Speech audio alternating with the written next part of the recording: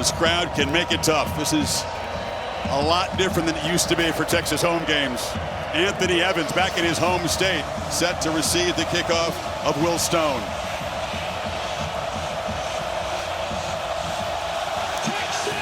And the lefty pounds a line drive through the end zone. Carson Beck, of course, the fifth-year senior. Solid year, but he has thrown those 5 interceptions, threw 3 of them against Alabama and a couple against Mississippi State in the last ball game. Yeah, and I think the adversity that he's been through really helps him on a night like this. 18-2 is a starter in his career, both losses against Alabama.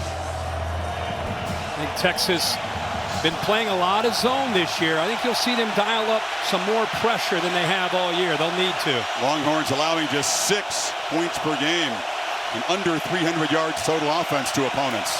But by far their biggest test. Throwing first down, it's a slant. Low ball incomplete. Tried to get Dylan Bell. Took the impact players. Yeah, the receivers on the outside are going to get opportunities. Trevor Etienne, watch number 1. He'll be all over the field. Arian Smith's got to make plays and hold on to the ball downfield. 11. Colin Simmons, a true freshman. Watch him off the edge, rushing the quarterback and Anthony Hill. The middle of that defense on early downs. They'll move him opposite of Simmons to get the pass rush going. Does a great job in both off-ball linebacker and defensive end. Simmons has been spectacular. Wow. 4 sacks already.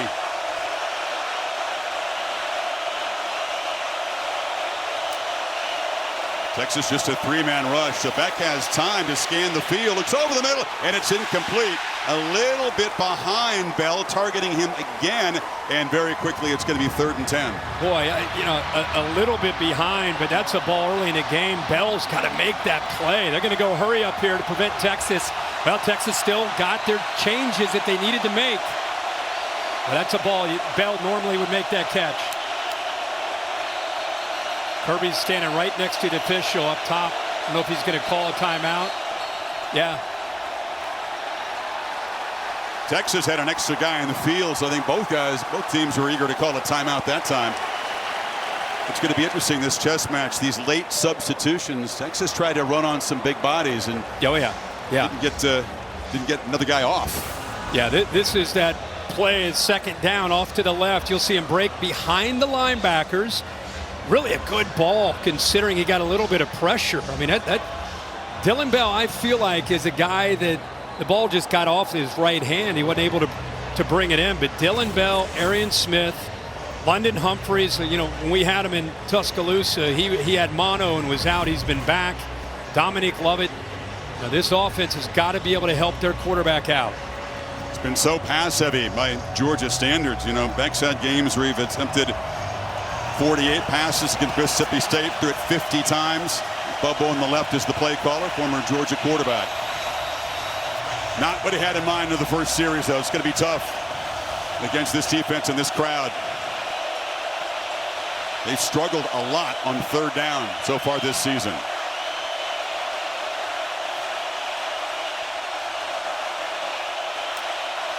Texas doesn't bring pressure. Ball quickly to Etienne in space. He's got some work to do. Makes a couple men miss, but he's not going to get there. Stop across the 30 by Anthony Hill and Jahdae Barron, and the Dogs go 3 and out. Yeah, safe call here early in this game with the crowd really into it. Just get the screen, see if Etienne can get behind a couple linemen. Texas, good job of rallying to that football. Defense does their job here on the first possession with the 3 and out. Silas Bolden is an aggressive punt returner, doesn't like to fair catch. And he'll receive the punt of the Aussie, Brett Thorson.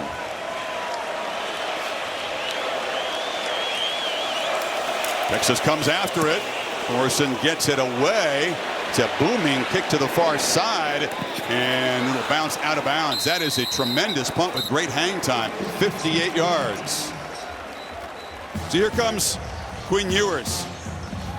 He has been coming back from injury, missed 2.5 games, finished strong against Oklahoma after a shaky start through a pick in the first series. Well, Quinn Ewers has commanded his Sark offense. Sark, I think, if he's not the top play caller in the country, he's right up there. Really does a good job, pre-snap movement, makes the defense adjust to communicate. Really good job of mixing his run, marries it well to play action. There's just a lot to deal with. Georgia has to communicate, an area that has not been overly consistent for them this year on the back end. Ewers looking to throw and delivers a strike. Stretching near the first down marker is Jonte Cook. Check it, it's Isaiah Bond. As our impact players, Ryan Wingo, the true freshman, is electrifying after the catch. How about Wisner last week in the Red River rivalry?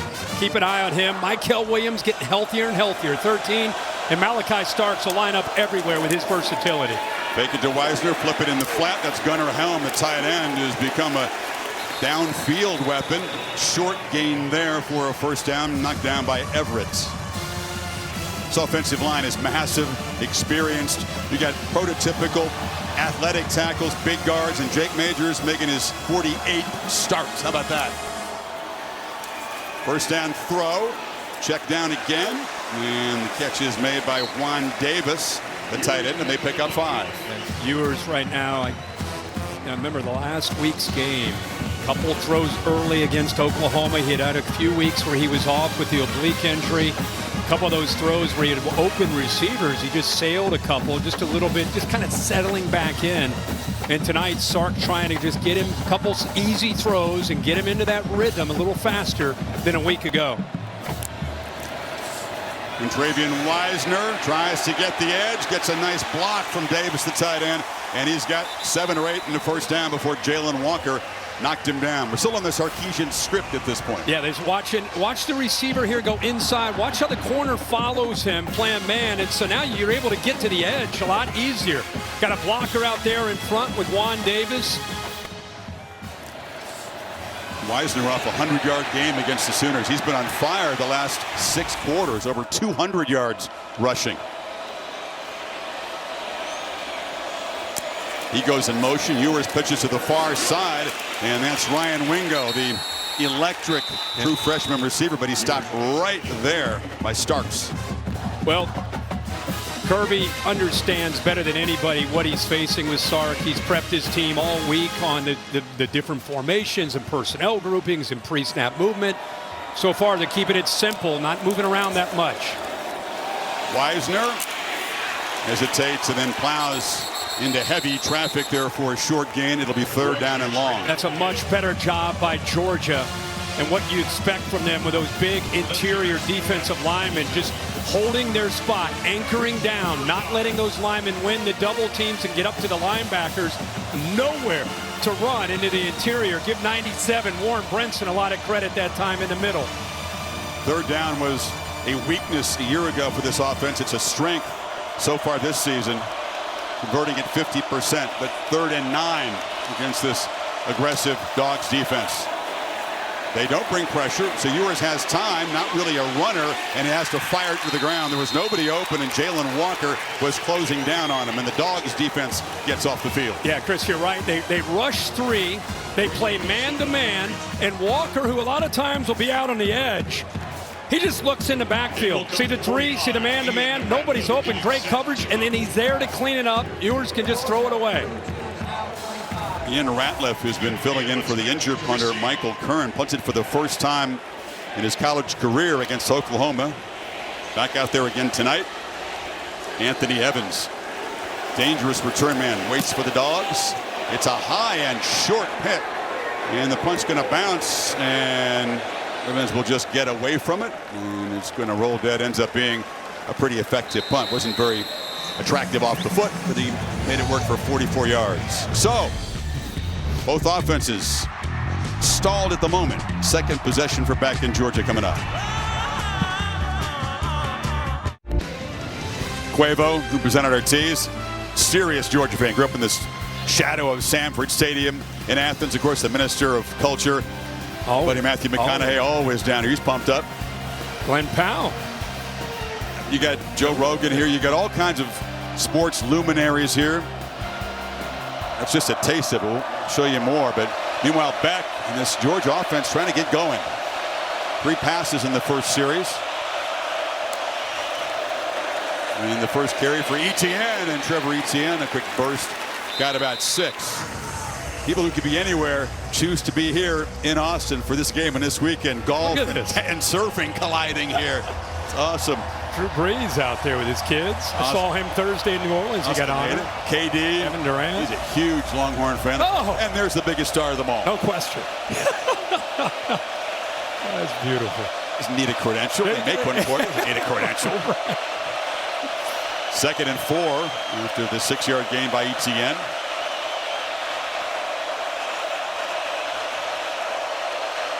Using a lot of the play clock. We fake it to Etienne and back over the middle, and it's intercepted. Andrew Makuba went up high, and again Beck throws it to the wrong team early in the game and sets up Texas in plus territory. Boy, what a bull rush right in front of Carson Beck, and I don't know if it impacted him. Really good job of feeling this. Right here, you'll see him come up and then get his eyes back and get in position. But watch the right tackle. Watch this bull rush right here. Trey Moore just throws the big tackle into the backfield. That's trust. But what an incredible read and feel there to come up with that interception, give their offense football in plus territory. Transfer from Clemson. He's new to this team, but he's very experienced, very savvy.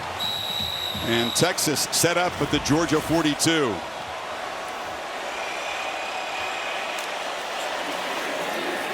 It's a reverse and a flea flicker.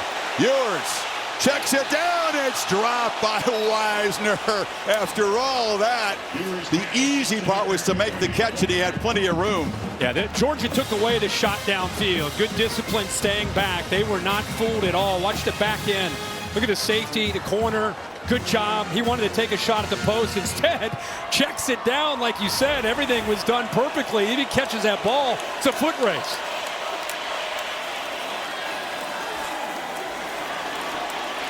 And a check down. Wisner this time makes the catch. It's so characteristic of Sark, isn't it?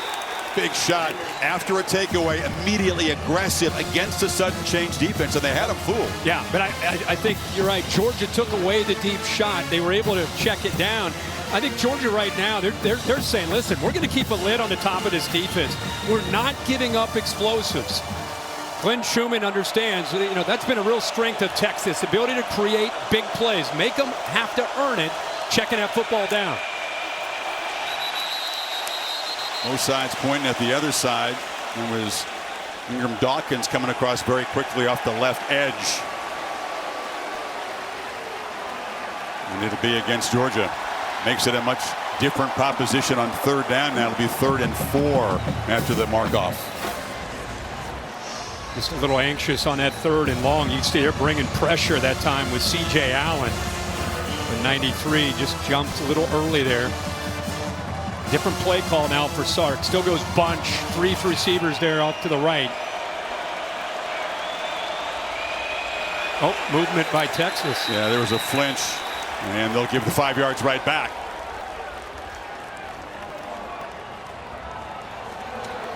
A heck of a time with referee microphones lately. Couldn't quite hear Matt Leffler. Still these two teams just feeling each other out.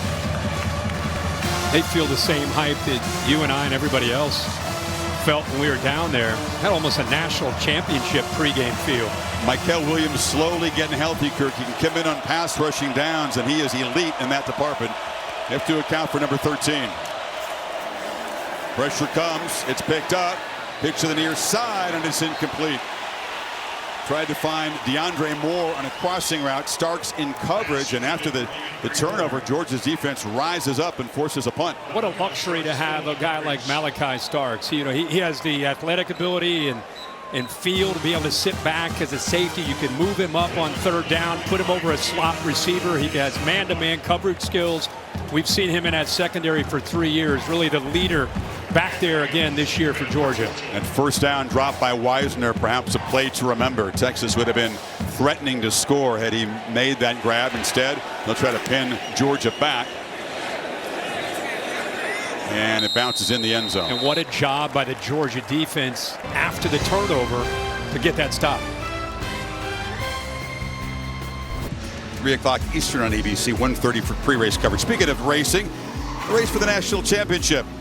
These cars jockeying for position here. A couple have had collisions there. Georgia got around the Kentucky obstacle. Ole Miss, boom, slammed right into the Cats here. There's a little bit of overtaking. Georgia spun out. Ooh, Alabama crashed into the Vanderbilt wall and lost again. Now, what happened tonight? I hate to see that car after the Tennessee game.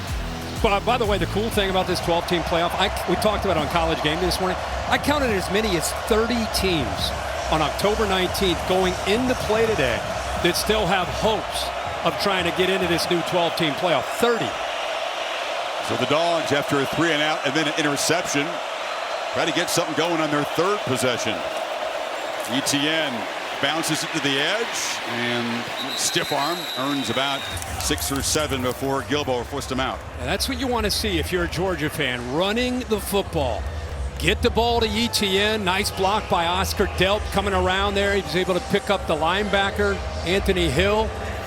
And he's got such suddenness and quickness, ability to accelerate. He doesn't need a lot of room. And the big thing that does, again, makes you less one-dimensional, helps the offensive line in pass protection, and it'll ultimately help Carson Beck throw the football. No surprise, Mike Bobo wants to get Etienne at least 15 touches if he can. Another touch in the running game, and he's free. Trevor Etienne finds a crease and barrels out to the 45, picked up 17.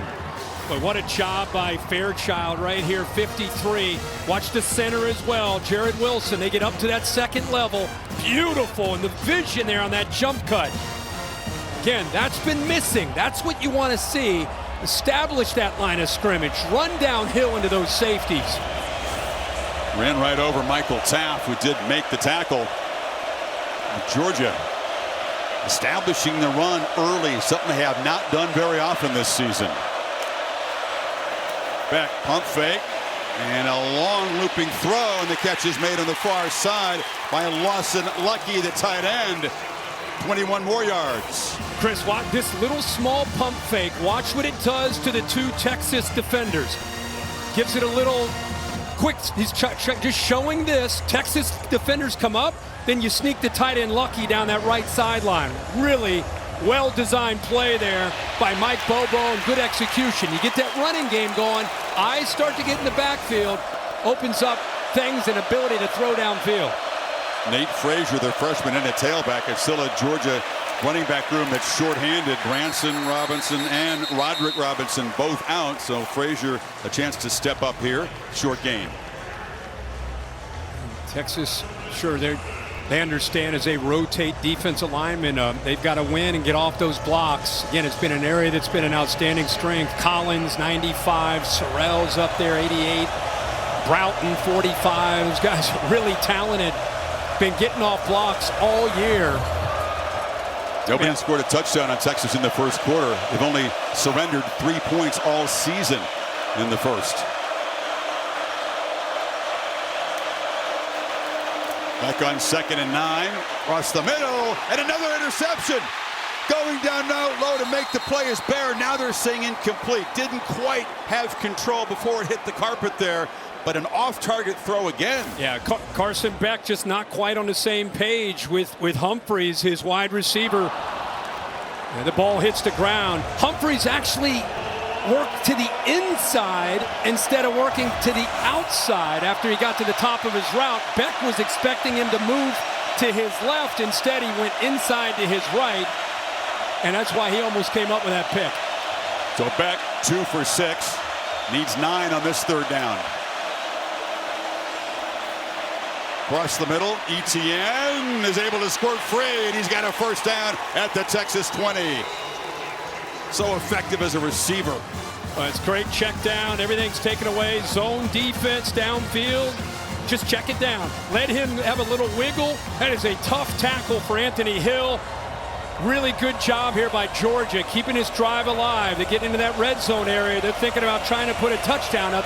Texas only allowed 1 touchdown all year in the red zone. They're tops in the country. Only 7 trips by opponents in the red zone. I can believe that. Won a game.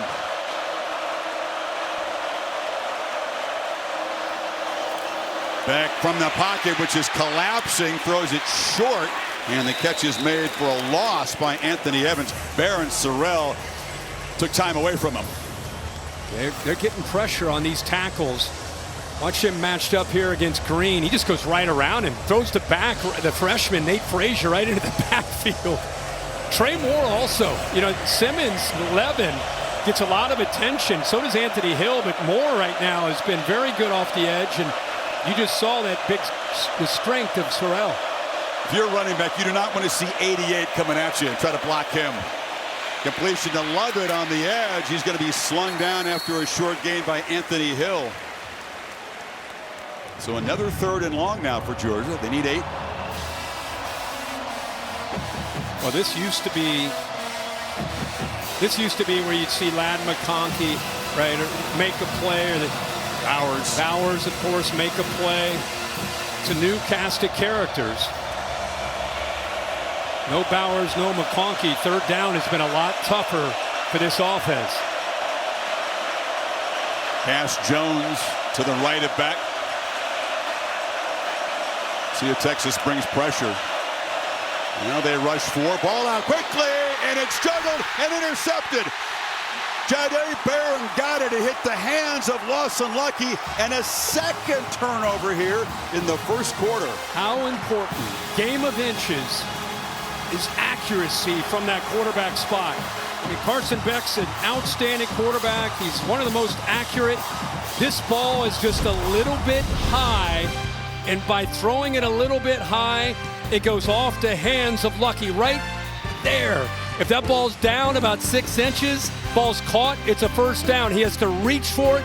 Ball goes up into the air, and another interception in the first half.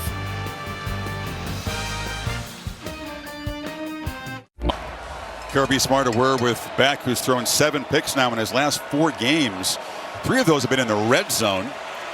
2 in his first 10 attempts tonight. The Texas backed up at the 5-yard line. Wisner off the left side picks up a few.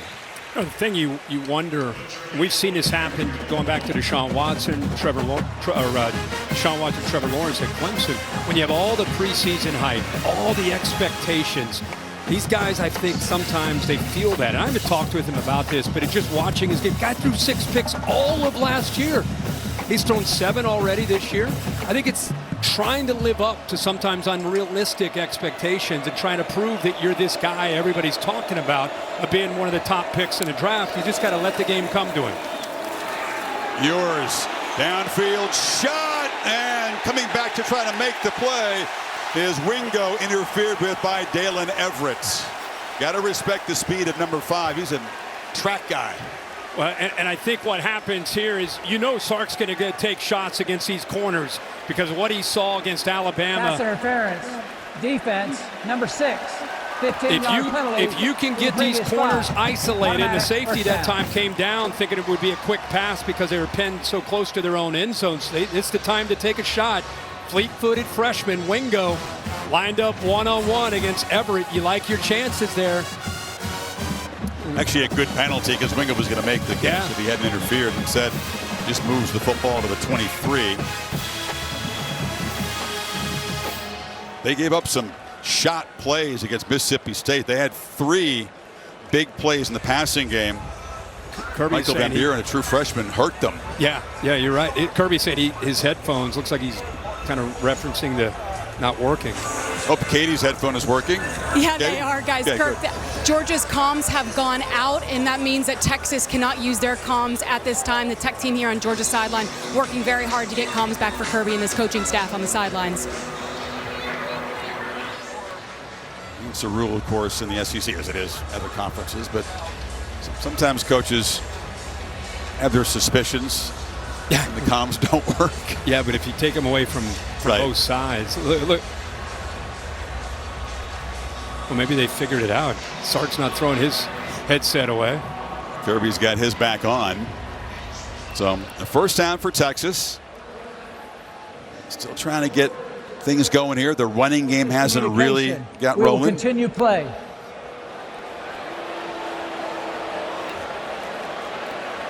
Matt Leffler making the announcement about the headsets being down, but thankfully they don't stop the game for that.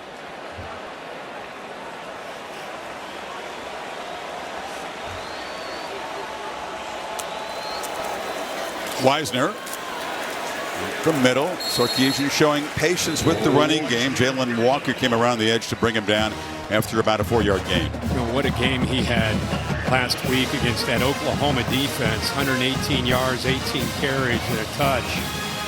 Really taking control of that running back spot now.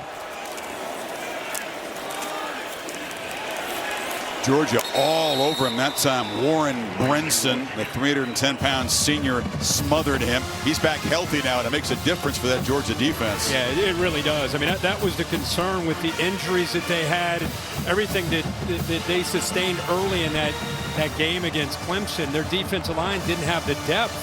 And not only do you now have the depth, you got difference makers like Brinson. We've already seen him show up twice against the run game. Jaden Blue is the running back. Longhorns looking for their first third down conversion of the night. And he's smacked. Ewers has pounded. The ball comes out. Still rolling around. Still up for grabs. And it looks like Georgia has recovered at the 12. Ewers got blasted. Dalen Everett recovers the fumble after knocking it loose, and then there was a scramble. About 4 or 5 guys had a chance, but Georgia creates a takeaway. Now, this is the most important thing. Anytime you do this, you bring this blitz, you got to disguise it and come late. See, the back stepped up with the pressure coming from the middle, and this time the pressure from the outside gets home. The quarterback Ewers never felt it because it came so late. He never had a chance to see it out of the corner of his eye. And you said, Chris, the ball's bouncing all over the place. And finally, Everett, who caused the fumble, actually ends up getting on top of it. And boy, the Bulldogs are in great position now. Ewers has had really good protection so far this season, but a different deal against the Dogs. So Georgia, silver platter here. It's Dylan Bell, the tight end, who takes the handoff and gets around the right edge, picks up about 5. But Bell, what a weapon he can be. I remember last year with some of the injuries they had in that backfield. He's a receiver, but took some carries last year as a back. So they have a lot of confidence of getting him touches. Remember, we know about ETN. They want to find guys who can be difference makers, especially in this low red area for Kirby and for this offense. Carson Beck, after throwing the pick, a chance to get that behind him, try to put 6 points on the board. ETN far to the right. On 2nd and 5. ETN's got the ball, gets a quick block, and Trevor knocked down near that marker at the 3 by LaFau. That's basically a run play. You line him up there. He's got wide receiver skill set. Just put him out there. It's really just a matter of trying to get underneath this block right here. 84 does a nice job, and now ETN trying to get behind those linemen. I'd say he's getting his touches tonight. 3 runs, 3 catches, and 1st and goal in the final 30 seconds of this first quarter. Yeah, he's going to get at least 20 tonight.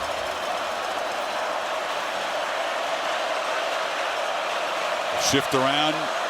2 tight ends to the right. Fake it to ETN. Beck looking to throw for it, and incomplete. That was Lucky down there near the goal line. Good job there by Texas. Like Jelani McDonald, 25, that instead of keeping his eyes in the backfield, he was in pretty good position. Still a ball that's in the hands. The progressive pylon cam shows you that. The knee would have been down if he held on to it. Probably would have been a bit short. Man, Kirk, again, a Georgia receiver with a ball you have to catch in a game like this. 2nd and goal. ETN on the toss. Gets into the end zone. Old school Georgia football. Quiet crowd. Georgia on top of the short field, set up by Everett's forced fumble and fumble recovery, and the Dogs on top in Austin.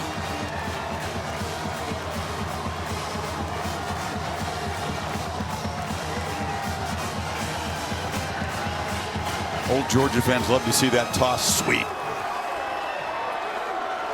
That was a brilliant call on the defensive side by Kirby and Glenn Schumann to get that corner blitz and to get the pressure to get that fumble. Carson Beck is the holder. Had to come up with it. It wasn't completely clean, but Woodring knocks it through. Bell in the backfield, 3 receivers to the left, and now Bell motions out.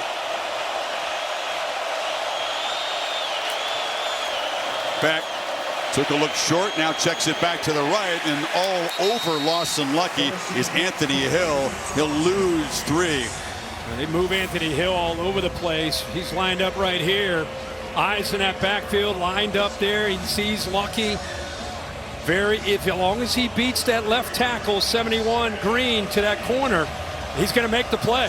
See the entire Texas defensive front not fooled at all on the screen. What a play Hill is. I mean, another monster game against Oklahoma. Smiles a lot, likable, likes to have fun. On the field, he is nasty. ETN far to the left on 2nd and 13.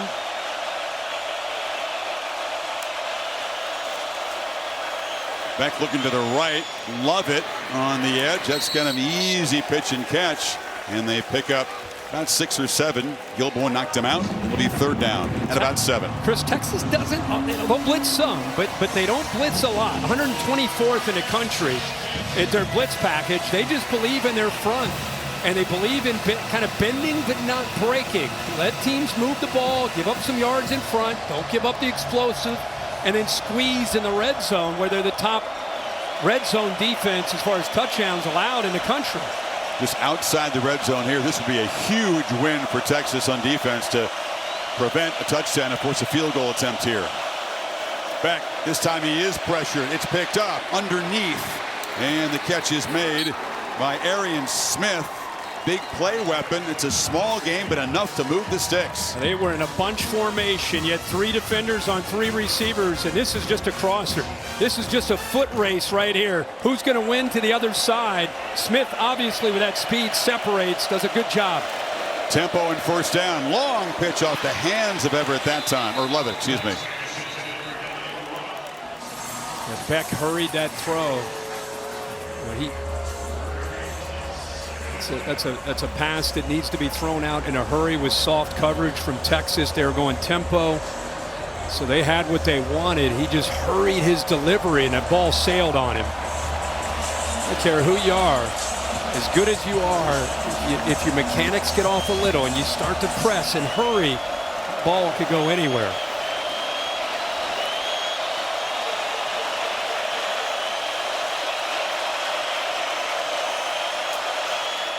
Second and 10, they fake it to ETN, and again check it down to Oscar Delp. They've involved the tight ends early so far. Malik Muhammad knocks him out. 3rd down and long again. Now again, that's a play against man coverage. You throw that out in front of him, and he turns the corner, and it's probably a race to the end zone. But by Texas sitting back and playing zone, they're able to let those receivers on the outside, let them go downfield. The safeties have them. Then he could turn his eyes around the corner and make a nice play that time by Malik Muhammad there on that outcut by the tight end. Crowd taking making impacts here.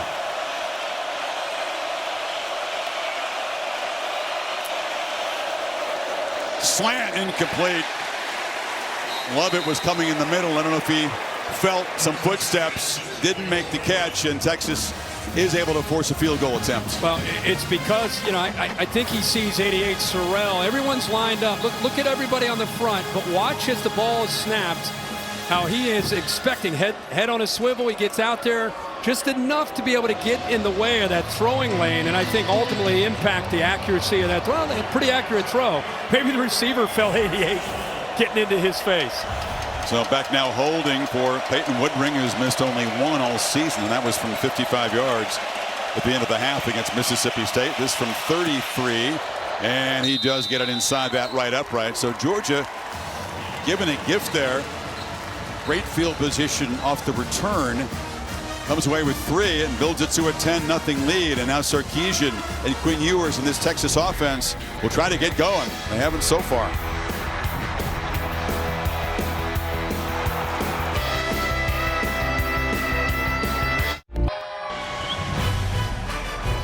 National Championship Trophy presented by Dr. Pepper, making its way to Austin here.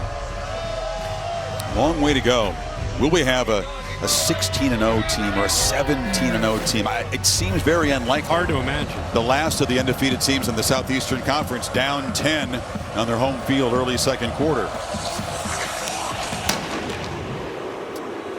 Golden will let this one bounce in the end zone. It's the Modelo playbook so far, Kirk. Yeah, third downs. Texas has had some issues. They're 0 for 4, and what's been unique is you've seen Georgia come after him different ways. Defensive line, here they dial up the pressure. Everett gets home, ball bounces around. This is after the pick by Beck, and then it's just, wow, good against good, and Jalen Walker gets the best of Kelvin Banks that time for a great sack. So 0 for 4, dialing it up, and on those third downs, they're averaging over 7 yards. So they got to get better on first and second down, get more manageable third downs for Texas. The Texas offense, it's in their first 17 plays, it picked up 14 yards. Ryan Niblett, speedy running back, wide receiver combo, makes a nice gain. Holly? Well, you guys are talking about Texas's offensive line handling that pressure. I just saw their tackles, Kelvin Banks and Cameron Williams, having long conversations about hand placement. How are you handling this pressure? They're trying to help each other on the edges. They're getting a lot of different looks from Georgia up front, and they're having great communication to try to sort it out so they have some better success on the offensive line. Not a group that's been puzzled very often, Holly. This is I think the best offensive line of the country, but they've struggled early on. They flip back the screen. It's incomplete. There was pressure there, but it was overthrown. Brinson was in the face of Ewers. Well, we talked about this on College Game Day. Anytime a guard pulls around like this, that usually is an indicator for the linebacker to get out of there. Instead, they prepped this all week. They knew exactly what was coming. That guard pulled around, and you saw 5, Raylan Wilson, say, oh, I know what they're up to. They're going to throw this screen pass. Great position, great prep there by Georgia's defense. Empty backfield. Let's see if the Dogs come after him on this 3rd and 6.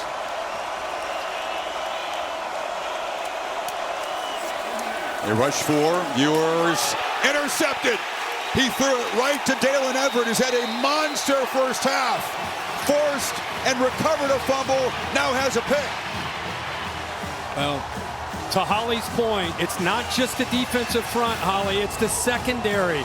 Look at this view. Anybody watching, when a corner turns his shoulders like that to a receiver, that's man-to-man. He gets out of man-to-man, now he's in zone, now he's reading the quarterback. He's not with that receiver, so he baits him. Great job of disguising, and it keeps his eyes on a quarterback, steps right in front of it. Salute to Glenn Schumann, the defensive coordinator, and Kirby Smart for another great call. They're just one step ahead of Sark and Quinn Ewers in this first half. And that is hard to do. Be a step ahead of Sarkisian in this offense, but now each quarterback has a pair of turnovers, and it's Beck's turn again in Texas territory at the 34. Pitch to the edge. Bell retreats after making the catch, and he's going to be knocked down after a short gain by Gilbo. What a game of momentum. Georgia, after the throw by Beck, it looked like, oh boy, what's wrong with Carson Beck? You know, in these big games, is he pressing? Is he thinking too much? And his own defense with the Everett sack. Now another opportunity here with the interception. Yeah, 3 straight drives beginning in Texas territory. They have run more plays in UT territory than their own so far tonight. This is the 18th.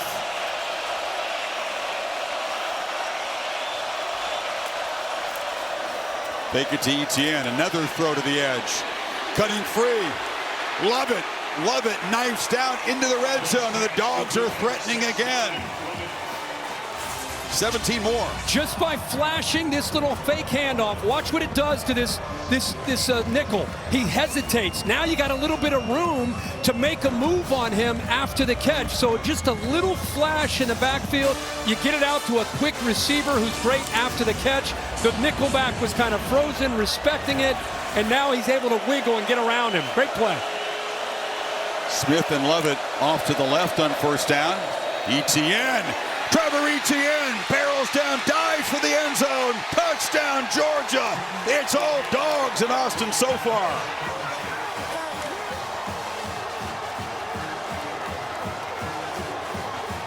What an effort here by Trevor Etienne.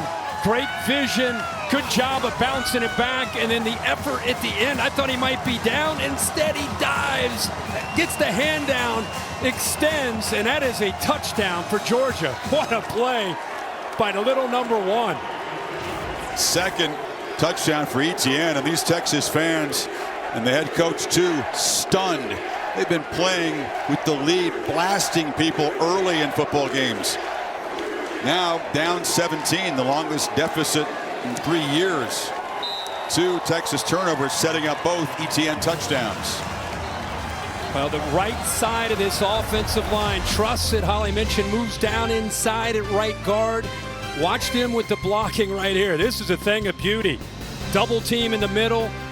Also the vision by Etienne. He bounces that back to the backside, into the traffic, and then extends, as we said, for that touchdown. And Chris, right now, as you said, it's all Georgia. Just the 6th meeting here. The first 3, all noteworthy. Back to the 49 Orange Bowl. Tom Landry, his last game as a player, and then Darrell Royals' first game as a Texas head coach, a September meeting in '57, and Sir Francis Tarkenton's first game as a player at Georgia, 1958. Last time they met, the 18 season, 19 Sugar Bowl. Texas got him 28-21. That was the Texas back moment for Sam Ehlinger. Yeah. Well, Georgia's back if they ever win anywhere. Right. Again, tremendous starting field position. Total yards edge of 132 to 15. Back over the middle. Tried to find Lovett on the crosser. Misfired. Texas bringing some pressure. Georgia does a really nice job of picking it up, communicating. Beck had time to throw. Wonder, could they create explosive plays? 4 plays of 15+ yards already for Georgia. Texas has 15 total yards of offense. Look at that. Through 23 plays.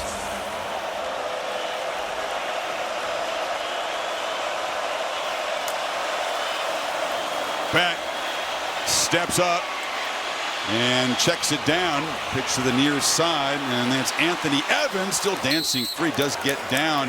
Makuba got him after a 9-yard gain right near the marker. 3rd down coming up. He's close. Yeah, he's about a half yard, full yard short. So 3rd and 1. Here comes Georgia going fast. Texas got to get their call in and get down and get the cleats in the ground, get ready to go.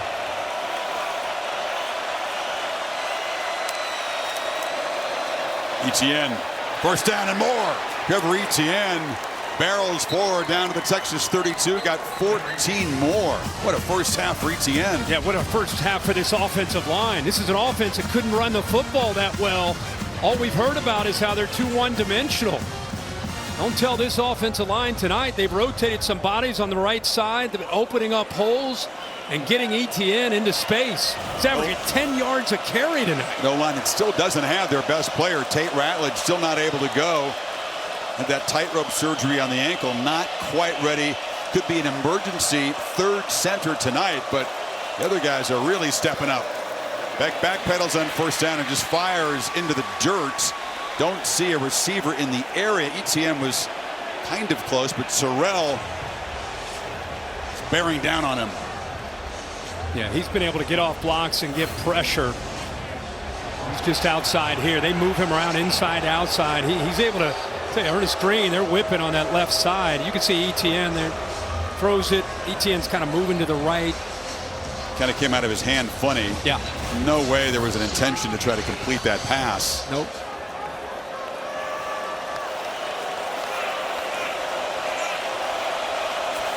Already thrown 23 passes in the first half. He's on that 50 pass pace again. Nate Frazier is the back, and the young guy stopped after a couple of yards. Be 3rd down and long again. I know there's 5 minutes to go here in this first half. It's an important last 5 minutes for Texas. They get the ball to start the second half. They got him at 3rd down here. And Texas is going to call a timeout. I think you're exactly right. I mean, right now where they are, and Georgia's sort of in fringe field goal range, but this has been an incredible first half. You said how important momentum is. I think Georgia came in obviously with a brilliant game plan so far, and bad intentions and an incredible first half against an offense that has been blowing people up. Yeah, and I think the one thing, the caveat that we would talk about is they're blowing people up, but they haven't played a great opponent. They played some good opponents, but not a great opponent. And I knew that Georgia, because all the people talking about, all of us talking about, boy, Georgia's just they're not quite. Remember the game against Alabama down 30-7? They showed so much heart and grit coming all the way back, but they have not put it together. So people wondered how good could they be. I think they took a lot of that personally. You knew they'd show up today in a bad mood. I would say for Texas, I agree they haven't played a great team, but they played defenses like Michigan and Oklahoma. But certainly the strength of those two teams, their defense. Yep. Boy, but Georgia's defense tonight, next level. Next level. Dogs 3 of 6 on third, and they've converted some third and longs already. Pressure comes back. Moves sideways in the pocket, incomplete. Tried to press the ball down to Lovett, but Gilbo was in coverage, and it's 4th down. Well, that time Texas brought 5. They got to try to create some one-on-one opportunities against that Georgia offensive line. Beck does a nice job stepping up, gets enough on that ball, actually gets into the hands of Lovett, just not able to hold on to that. Pretty good effort there by Beck to get enough on the football. So Peyton Woodring will try it from 48 yards. He's within his range. This to make it 20-0. And he knocks it right through. So Kirby Smart would have loved to get 7 and really keep the haymakers coming. Instead, Texas now down 20 with 4:43 before the break.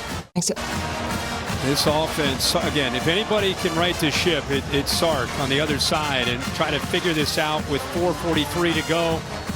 Again, this is an important opportunity, knowing that they do get the football to start the second half.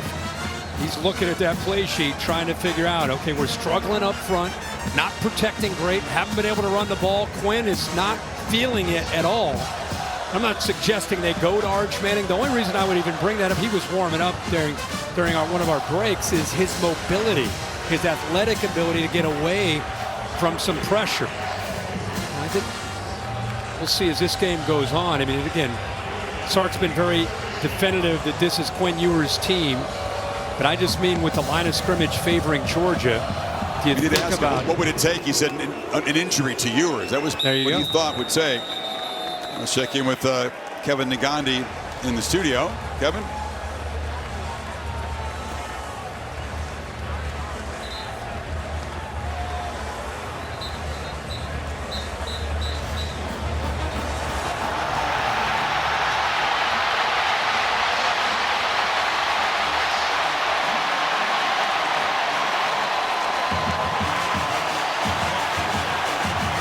Yeah. You're all over it, Orlovsky. The crowd, a huge ovation as the redshirt freshman comes in the game. Looking to throw in his first play, and it's darted. Georgia pressured him heavy. There was Aguero from his star position. Now, what does Glenn Schumann do to welcome Arch Manning into the game? Brings pressure off the edge. And again, that's what you do with Arch Manning. Athletic ability to get away from 11, get away from the pressure that Georgia's front's creating. Pressure off the edge, Kirk, and then Dan Jackson was all over the back. That wasn't going anywhere anyway. Now Wisner trying to turn the corner. It's been really tough to run the ball in Georgia so far. Picks up about 5, but still looking for their initial third down conversion. Interesting move here. Yeah, it is. It is. And remember, we talked about this Texas offensive line as a real strength of theirs. When you were there watching Arch Manning get his shot, they go empty. They're going to bring the talented back into the backfield. Wisner. How about this? You played 2.5 games, haven't played in a little while, though, and now you come in stone cold against this swarming defense. They heat up the pocket again, and Manning, although he's mobile, cannot escape. A flag comes down. Michael Williams dragged him down just behind the line of scrimmage. I think Michael Williams got his hand up into the face of Arch Manning, may have grabbed the face mask. Texas will take anything they can get right now. And Michael Williams, by the Personal foul, face mask, Yeah. defense, number 13. 15-yard penalty from the end of the run. It is Speaking of first Georgia looking better, Michael Williams looks closer to being near 100%. The right hand got up, and he had to stop. He wasn't going anywhere, but doesn't 13 look different? Oh, my goodness. He looks like a different guy than we've seen the last 3 weeks where he's been on a pitch count. Just super talented, can be a game wrecker. Back healthy now. Pump fake from Manning, who steps up and fires low. Again, the pressure from Jalen Walker, who's just been a nightmare so far for Texas. Yeah, and not only that, nobody blocks it. So when you don't get blocked because you're getting looks where he's hesitant here, so nobody picks him up. Back's on the other side. Back doesn't. He helps with a chip on the left, but you want to keep an eye on 11 and White. He's one of the best pass rushers in the sport. There's a flinch. Boy, this Texas offensive line continues to be unsettled, very out of character. Only 6 sacks allowed on the season. Georgia's got 3 already. I mean, Kelvin Banks has given up a sack. That's a headline. Number 56, Yeah, 5-yard penalty. It is second down. When you're consistently getting beaten for an entire half, your mind, you're not yourself. And it's time to right tackle Connor Williams. I mean, all the things that you do subconsciously, the communication, all that teamwork, the continuity, it's being challenged by this front from Georgia. Man fires complete, and catch is made there by Gunnar Helm. They involve the tight end for the first time here. Pick up 8. It's still going to be 3rd and about 6 here. That's an area that I think Sark feels confident that Gunnar Helm or even a back like Weisner coming out of the backfield against the backers. You can win those matchups in the interior. It's tougher on the outside. A lot of man coverage, a lot of too high safety looks. Dogs moving around pre-snap. They're going to bring pressure. This time it's picked up. Manning down the middle, incomplete. Downfield throws are a strength of his. DeAndre Moore had a step, but it's 4th down. Yeah, they showed the pressure on one side. They walked it up over here, and then the pressure actually ends up coming from over here. It's picked up pretty nicely. Helm helps out. The right tackle helps out. You can see the underneath crossers wide open, and instead he takes a shot downfield to DeAndre Moore. So Sarkisian makes the quarterback change. Didn't really get a drive going. The face mask set him up, but Georgia rises up again, and this punt will bounce into the end zone. So Georgia has 2:55 and all 3 timeouts to work with before halftime. You're showing This is a quick baptism, though. You're showing a lot of his passing. We keep talking about his athleticism. If he's going to bring him back, his legs will have to be a part of it. Runs a lot more like his grandfather than his uncles, and there he goes on cue. Manning takes off. Those long strides out across the 40. Different component to this offense, huh? Yeah, just talking about his legs, and the reason, not just that he's athletic and they're getting pressure, they're playing a lot of man-to-man. So when he gets away from an initial pass rush and surge, a lot of room for him to go. Throwing on 1st down, checks it down to Jaden Blue. The crowd energy has just come to life. Obviously, Manning, everybody knows the pedigree. Everybody's excited about him. He's the new guy in town, and this crowd has been kind of waiting to see him in kind of in a big game. Oh, yeah. Getting close to a minute here. Needs a little more urgency.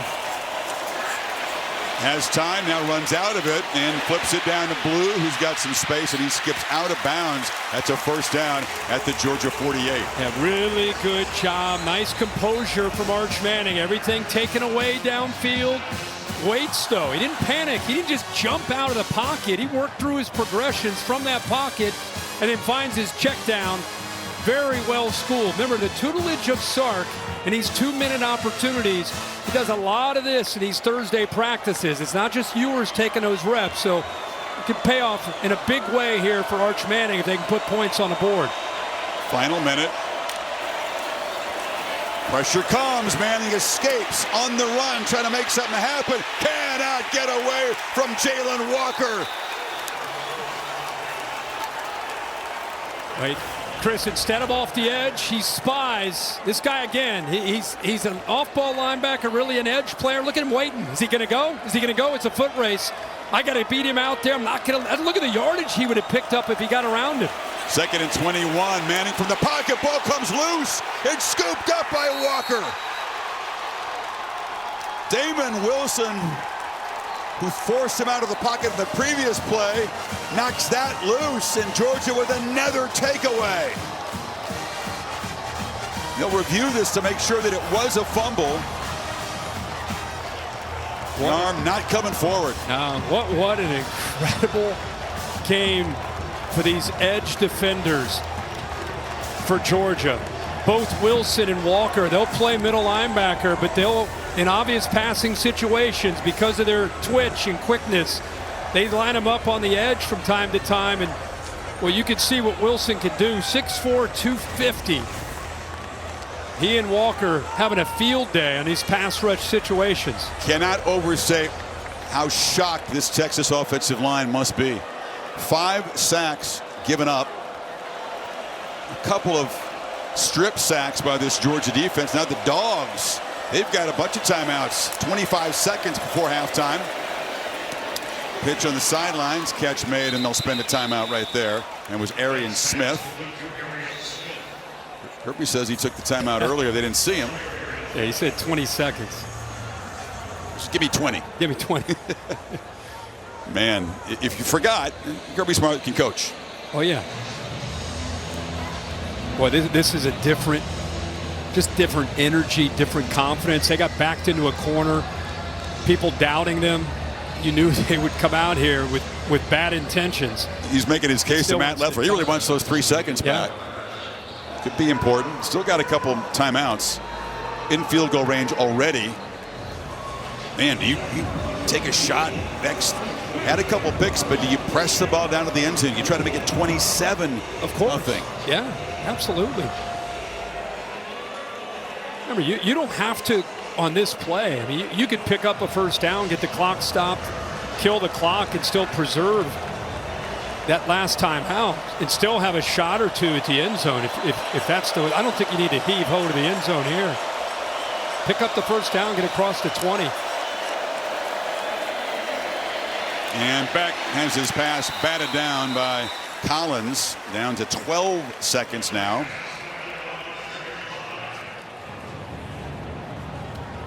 Can still complete a pass in the field of play and spend that timeout. But they did use up precious seconds on that play. Well, Collins is a big man, massive athlete, 6'5", 320. He's got a great ability against the run, holding the point, but we've seen him moving around tonight with some great quickness for his size at 320.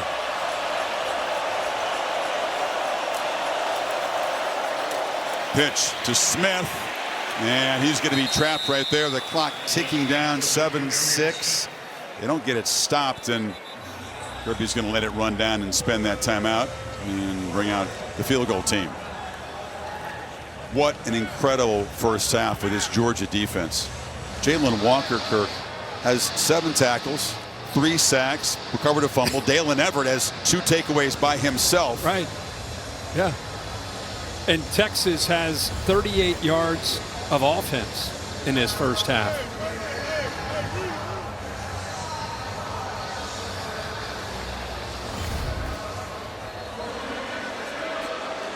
I don't even think Kirby thought it would be this dominant. I mean, I think he thought his team was ready. He was all business before the game. His team was too. Interesting halftime for Texas. What they do, how they adjust, and what they do at quarterback. I agree. Hayden Woodring trying to make it a 23-point halftime deficit for the #1 team.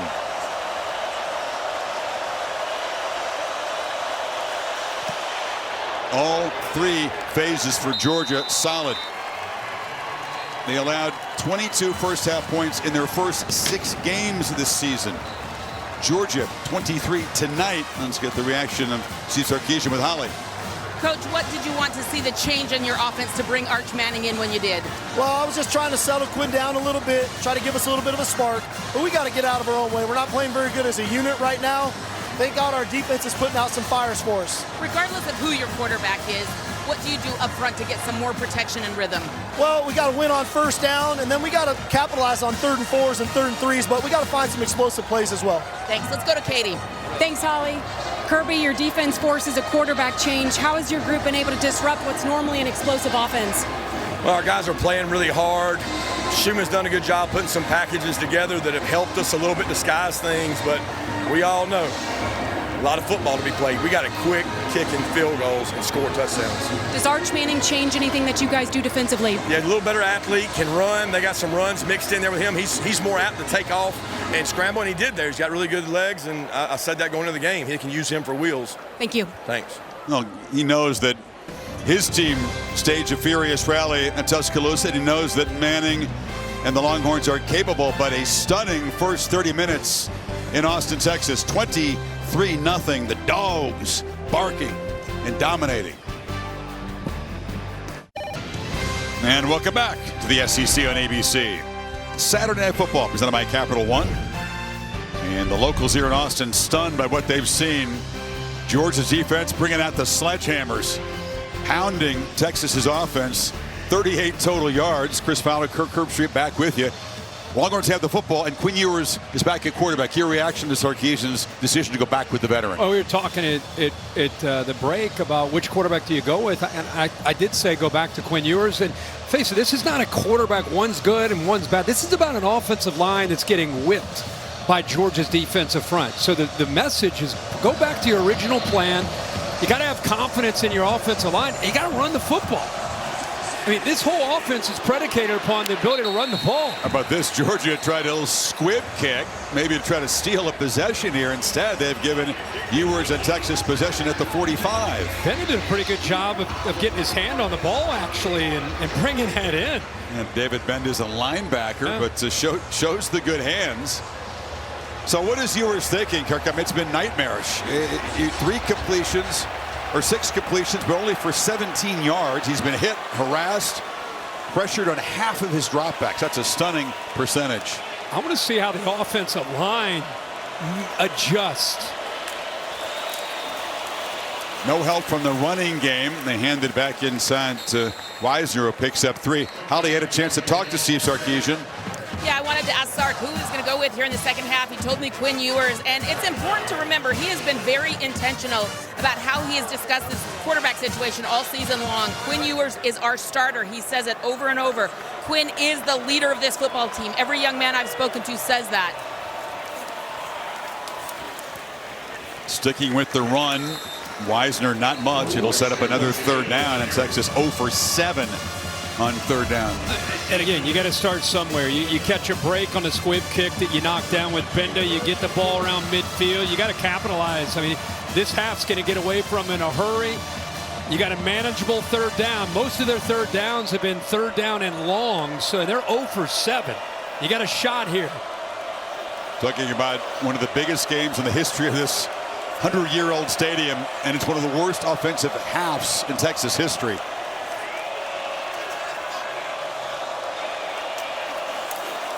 Trying to run for it, pitch on the edge. Wisner falls forward and does appear to have 1st down yardage. Yeah, he's right there. That was good, hard running because C.J. Allen was right there. He had to try to run through him. It looks like they may mark this maybe a half a yard short. They spotted it back short of the Georgia 45. So offense out there needing about the length of a football.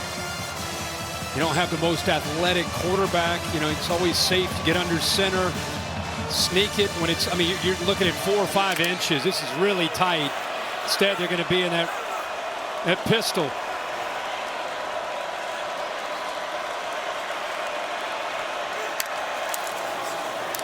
Take it to Wisner around the end. It's Wingo, and he will break free. Wingo's so dangerous. He's had 2 explosive runs this season on the end around, averaging 40 yards a crack, enough to get the 6 going. Gutsy call by Sark because watch, Tyron Ingram Dawkins, 93, right there, had him short. grabs onto the shoulder pad and just unable to bring him down. Good tough run there by the true freshman. So they do pick up the first down. It's a real big man trying to bring down a fast guy. Wow. So now first down inside the Georgia 40. Fake it to Wisner. Ewers across the middle. And the catch is made by Matthew Golden. And he's down to the 15. This is a great route right here. Watch what he's able to do and get the defender turned by Golden here. Nice job there. See that the defender has to turn away because he's got fooled at the top of that route. Got 24, by far their biggest pass play tonight. And now Wisner grabbed behind the field. Looked like they got a face mask there. So the second on Georgia. Williams was there, but again grabbing that face mask, and that'll set Texas up. Yep. Deep in the red Personal zone. foul, face mask. Number 10, defense, half the distance, automatic, first down. Move the ball to about the 8. Yeah, Damon Wilson. Again, he and Jalon Walker have been all over the field. And all over the quarterbacks. Yep. What an opportunity on this opening drive. Can Texas finish it off? Yeah, 3 points doesn't do a whole lot. And in the flats, catch made by Wisner. So often, so far this season, plays like that are open. Georgia's all over that swing pass. Yeah, and this is a great effort here. Watch Allen Chris have to get through some traffic. Am I going to go under or over? He goes over, and now he's got to make a play on Wisner in the open field. I'll tell you, these linebackers have been a little bit inconsistent by Georgia standards. Boy, tonight they sure have delivered as a group. Tackling has come up about 3 levels from what we've seen from Georgia so far this season. Second and goal. Batted down at the line. Just rejected by Ingram Dawkins. There's 3 guys that are just different on the Georgia defense. Ingram Dawkins and Walker and Michael Williams. He can't get in and pressure, so instead the athletic ability at 6'5", 280 to go up, read the quarterback, time it up perfectly to knock it down. Third down. You're thinking it was 4-down territory, right? They had first and goal at the 8. Sure feels that way.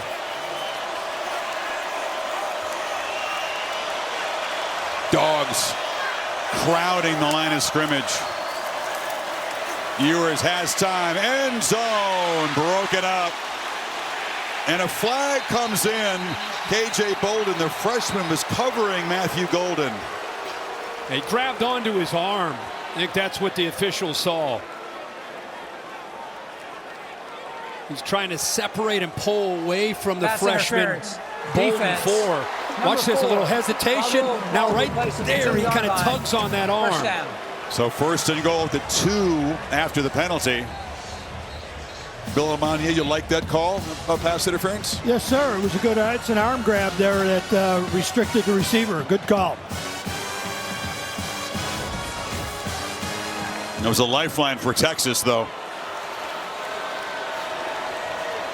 It's Bond in motion. He's been held in check tonight. They look to him this time, and Isaiah Bond will score. And Texas is on the board and still alive. They'll go for 2 here, you would think.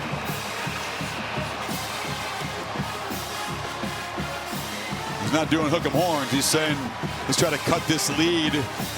23-8. It's just good to see Bond healthy and able to play. Here's the AT&T clicker. He's right here. Watch the different motion. Now he goes back the other way. And now it's great job by the defender being slow to react to that motion going back. Remember the big Super Bowl that you saw a play like this happen. So good job of getting him out of position by utilizing that pre-snap movement. Bond from Buford, Georgia, knows a lot of these dogs, and they know him very well because he heard him when he was in Alabama. Let's go for Dos, brought to you by Dos Equis.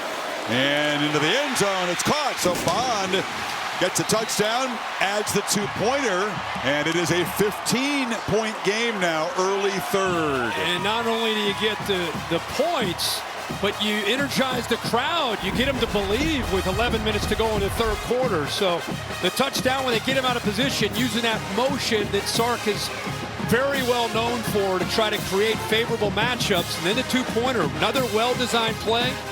Coverage takes away it underneath, opens up behind for the two-pointer. 2 penalties helping the drive, too.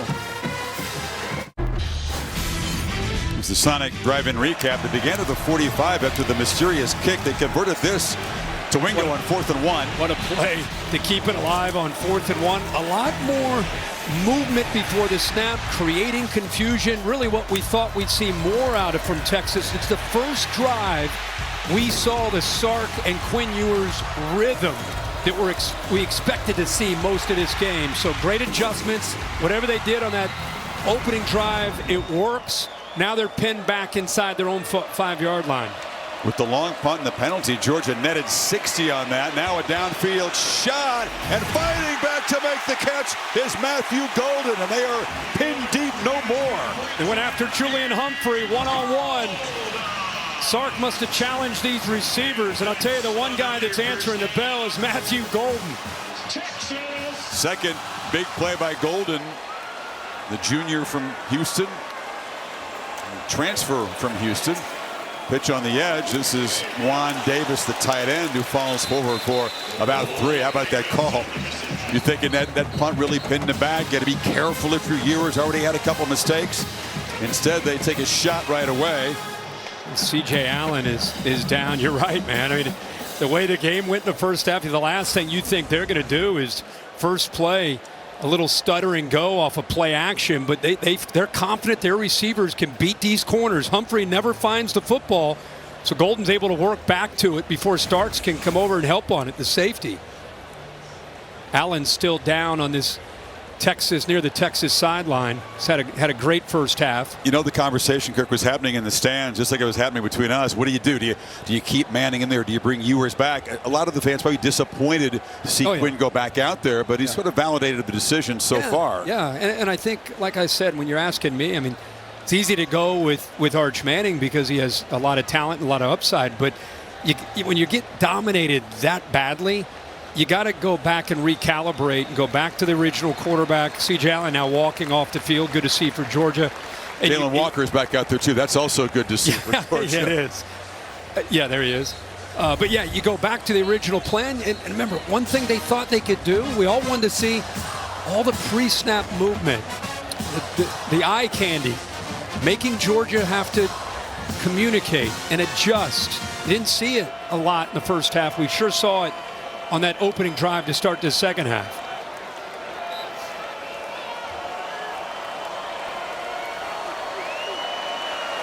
It's all about the line of scrimmage for Texas. Can they win it?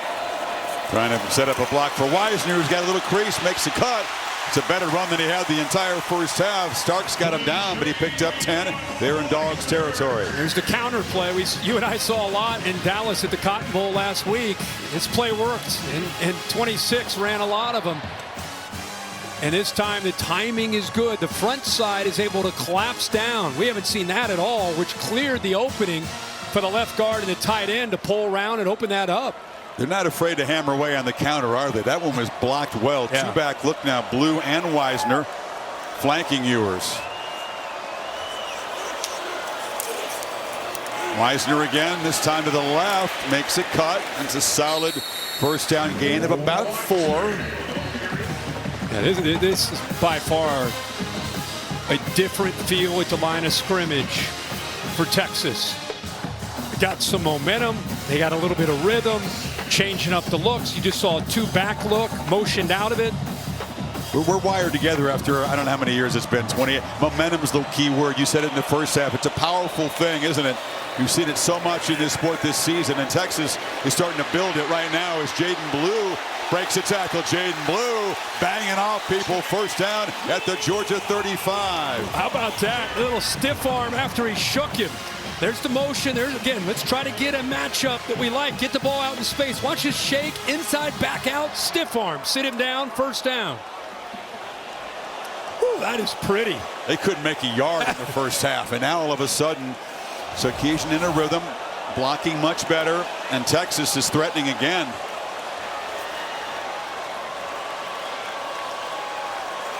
It's Blue motioning around. Ewers is looking downfield and now checks it to Blue. It's a long throw off his hands. Closing in fast was Aguero. Boy, these backs are clearly, Sark must have said, hey, listen, we've got to create our matchups. Found ways to get Matthew Golden involved. He's been isolated one-on-one against the corners. Clearly want to try to get Blue the ball out of the backfield.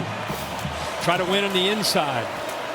Wisner downhill. All of a sudden, it's Texas offensive line kind of leaning forward and the Dogs on their heels a little bit. That gain will set up a third down and about 5. You also haven't seen Georgia big defensive linemen hands on their hips. Trying to run for, they get nothing.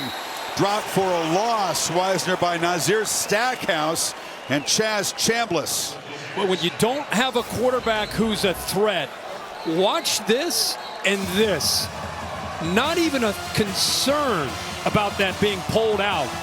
So you're able to collapse on that run game. This time they need 6 on 4th down. Kirk got to get to the 24.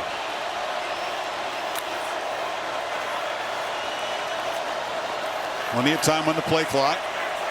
They just turned off the headset communication to Ewers. From the pocket, slant, and it's incomplete. Beautifully broken up by Julian Humphrey, who wanted a pick. Stepped right in front of Isaiah Bond, and the Dogs get a stop. He had Matthew Golden to the right if he would have looked that way. Golden with his hands up in the air just because he got inside leverage and had his man beat. Watch this route right here. Man coverage, pulls away, had a shot, much better shot to the right than the left. So Georgia gets the ball back.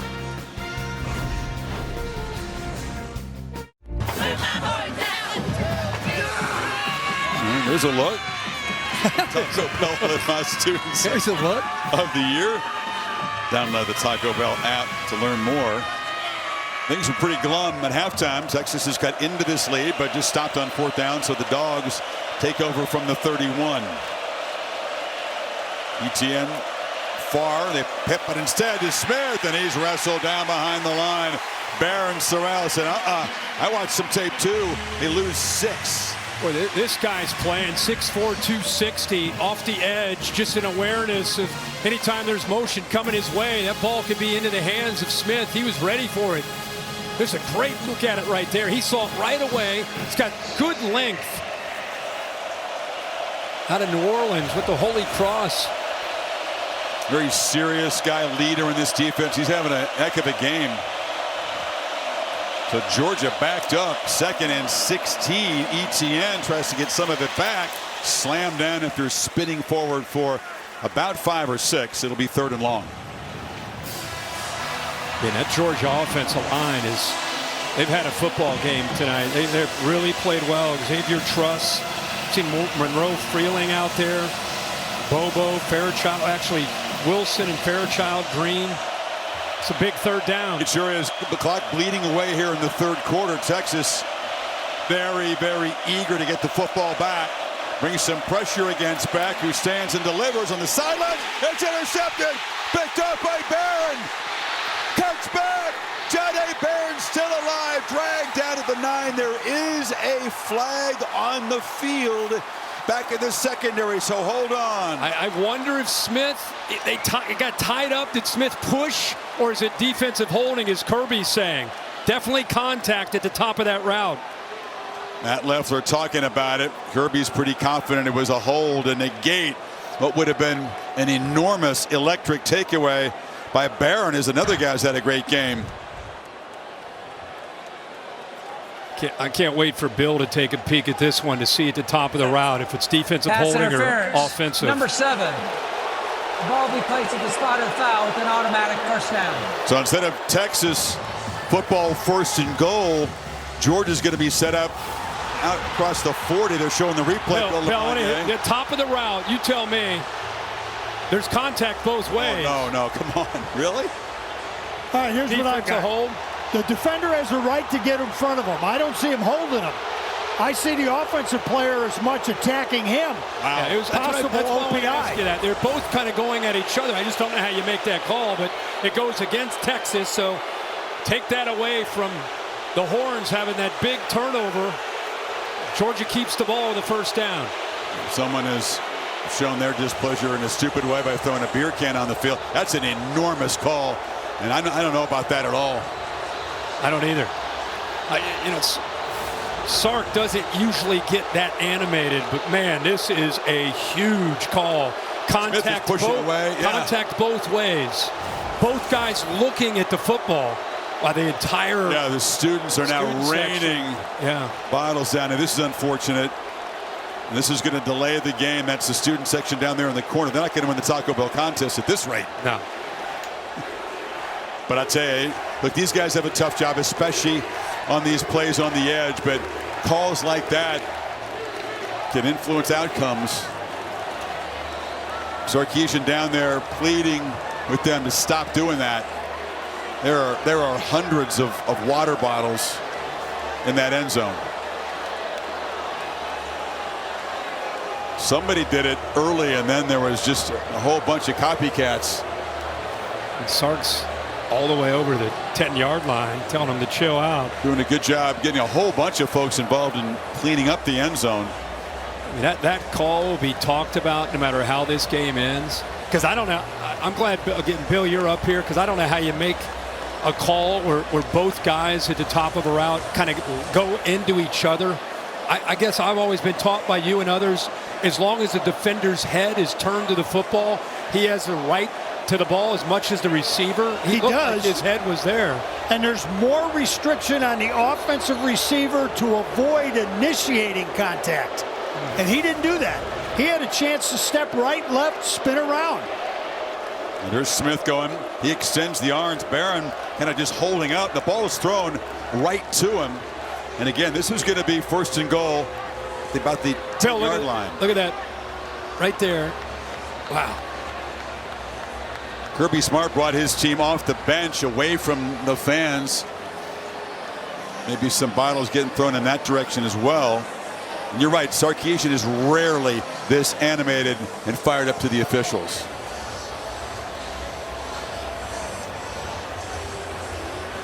He's looking up at that video. They've shown it a few times.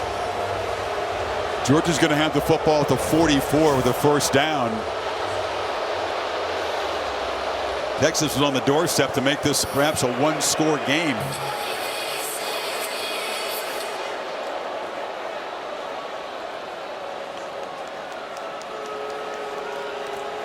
The SEC is a reputation as being a conference where contact on the edge is tolerated. It's a very physical conference. The defensive backs play it physically. And there was, you said, a potential restriction could have been called against Georgia on the previous play. They got the stop. I'm wondering, fourth down. Are they talking about the bottles right now being thrown on the field? And are they trying to get the...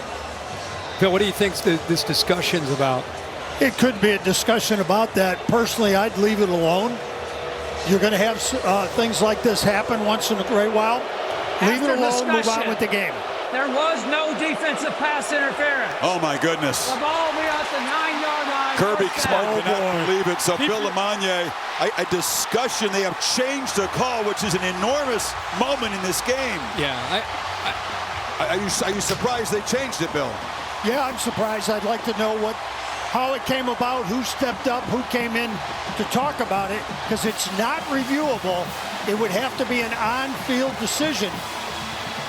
Well, they took a while to do that. We saw them talking. We didn't know, was this about where the ball's located after all the action? I knew Kirby. I knew this would light his fuse. How could it not? Yeah. You had the call go your way. Already made. Yeah. And now his defense has to go out there, and Texas is going to be set up at the 9-yard line. However it happened, I mean, you and I, we're just here to watch football. We don't care who wins or loses. But I think all three of us saw it as being objective, that it was a clean play by the defender. Well, I agree. I think the call, the correct call was eventually made. But how they got there was very interesting. Yeah, but at the end of the day, the thing that matters the most is getting the call right. Here we go, Texas now. Kirby Smart's got to get composed and get his defense trying to make a stop here. It's the third turnover. 3 interceptions now thrown by Beck. Well, you go back to the Bama game. You and I were talking, the Mississippi State game tonight. Now one of those red zone possessions that is just enormous. Texas has been very, very hard to stop in this situation. Converted the last time. Ewers pressured immediately and slung down by Michael Williams, who his little sack dance. He's been a monster tonight. Boy, it's just great to see him healthy. Such a difference maker. Just off the edge. You know, you're talking about one of the elite players in this Georgia defense, and it's just now you're starting to see from the injury early in the year to him getting healthy. Nobody picked him up. Unblocked curve and a slow developing play. Yeah. I mean, now 2nd and goal. Ball back at the 17. Play clock at 4. Ewers cross the middle, caught, touchdown Texas. Jaden Blue.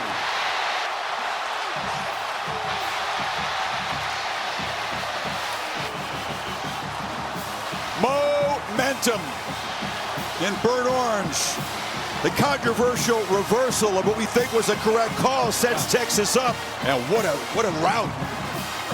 The answer from Sark at halftime was, hey, we got to win on the inside. They had 2 safeties back. They're man-to-man. It's tough. We don't have the time with the protection. Let's get our backs on these linebackers. They've been trying to work Blue and trying to get him in position, and this time they hit the home run with a one-on-one matchup against C.J. Allen. Auburn knocks it through as Sarkisian elects to cut the lead to 8. Kirk? Just talked about how you want to use the back out of the backfield, and you get him matched up on a linebacker one-on-one. Look at that route that he runs here. This is a clean route. Both these backs from Texas are like receivers. One-on-one, outside, back to the inside. Quinn just waits for that to open up. Puts it right on the money. Well designed. Give Texas, I don't know how this game's going to end. Give Texas and Steve Sarkisian, his players, his staff, a lot of credit. This thing was going sideways. The entire stadium was shocked in all of what Georgia did in the first half. They made the adjustments, and now they're back in this game, and the crowd is into it in a big way. If we learn one thing, Kirk, from these heavyweight collisions in the SEC and over, it doesn't matter what the scoreboard says. Teams, tremendous amount of fight back. It was Georgia, monumental battle back. Tuscaloosa, now Texas on their home field. A dismal offensive first half, suddenly an 8-point game. We'll get Bill back in and revisit the reversal of that call, which gave Texas that 1st and goal, because it's just so unusual. This is Evans. Evans is knocked out at the 10. Texas flying down the field, and the Dogs will be backed up at the 11. Maurice Blackwell Jr. made the play. Here comes Beck. Bill, one more time on just how this happened, how this was executed by the officials, and how rare it is to see it. I want to show you the huddle. Here these guys got together, but how do you think this conversation went among them? Well, I think that somebody had the guts to step up and talk about the call. You know, they had to delay because all the battles on the field, but they got together and did the right thing. ETN and Texas is coming downhill, inspired. Please don't tell me students throwing bottles on the field. You know what? Had something to do with that. Oh, the delay. Yeah. The delay. That's when they were talking. It was one bottle, then it led to 2 to 20 to 50 to 100, and Sark goes all the way over there. It was a good 2 to 3 minute delay, and that entire time the officials were huddled together talking it over. So, yeah, in a weird way, you're probably right. Stadium was stunned, quiet. Now it is unhinged.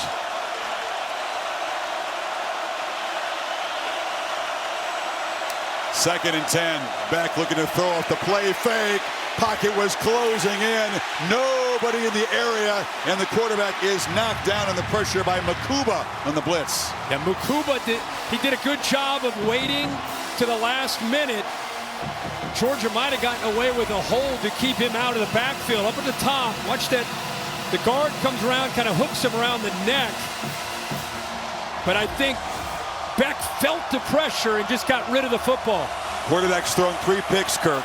What do you do here if you're Mike Bobo on 3rd and long and this place is rocking? Quick throw, something simple. Jones is the back. Texas brings pressure again. Beck has time, delivers a throw, and wide open is Smith. That's a huge route by the top receiver on this team, and first down out across the 30, picked up 21 yards. It's also a good job by the offensive line, giving him enough time. How about Smith? Been criticized at times because of his drops. Here, at a big moment in this game, great route, comes back to the ball, makes that catch, all hands. That was clutch. The quarterback and receiver. Final minute of the quarter now. Jones reverse. This is Lovett coming around. Back to the quarterback. Flea flicker. Oscar Delp, the tight end, is rambling free. What a 2-play sequence. Georgia is threatening now. Woo! 43 more. Good job of the delay here. Kind of waits, and then sneaks down that backfield, or sneaks down that left sideline, and nobody saw him. A defender waited for a moment and then just assumed he was out of the play, and he just timed that up perfectly to get down that sideline for the throw. It's 3rd and long. They're going to punt the ball away, and in sudden 2 plays, Georgia threatening to stretch the lead now. Frazier is the back. He's got it, running sideways and dragged down after a short gain as the final seconds tick away in a pretty frantic 3rd quarter. Texas scores 15 to make it an 8-point game.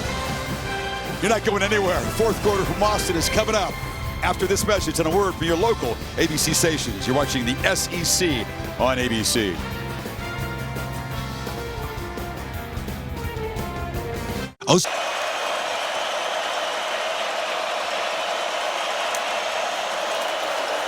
Beck throws it back in a screen. It's bobbled and caught, and a flag comes in on the tackle there. Sorrell tackling Dylan Bell. Yeah, we've seen a couple face masks go against the Georgia defense, and this one now will go against Texas. Personal foul, face mask, defense, number 8, half the distance, automatic, first down. Said 8, it means 80. Yeah, 88, run into the football, right hand gets up.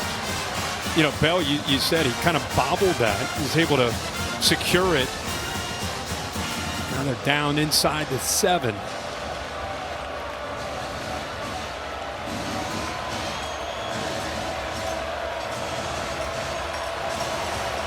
Georgia trying to punch this back in, get the lead back up to 15. ETN, no, keeper by Beck. And he's knocked down at the 1. The whole defense like swarmed to number 1. Beck kept the football. Benda saved the touchdown, but they're on the doorstep. Yeah, Trey Moore collapsed down. Heck of a job of saving that play. They've not done that all night. Good time to run it. Line up quickly. This time ETN does plow toward, reaches the ball. They'll mark him short. ETN going for the hat trick. 3rd rushing touchdown tonight. Taft stopped him just short. 3rd and goal now. Yeah, he ran into the back of his own man, Oscar Delp. The rolling on the field where the player was short of the line today, and the previous play is under further review. Going to see if perhaps he stretched the ball across the plane before going down. I think he might have. Kirby Smart's. He said that's a touchdown. Come on off, guys. That's a touchdown. He's confident that he got across. It's really about the knees if they touch before the ball gets across. Watch his legs. That's a touchdown. He reached out, ball in the right hand, appeared to break the plane before he hit the ground. Kirby was right. Come on off the field, boys. I think he broke the plane. So Trevor Etienne hasn't had a monster year running the football coming in. He's been used effectively as a receiver, but the emphasis, get him touches tonight. That was his 13th carry. We believe it'll be his 3rd touchdown. He's also caught 3 passes. Yeah, very active. What a response this would be from Georgia. Backed up, crowd going nuts. 3rd and long. And makes the completion across the middle to Smith. Then the big play downfield. And I believe they punched it in. Georgia believes it's a done deal. They haven't officially made this ruling.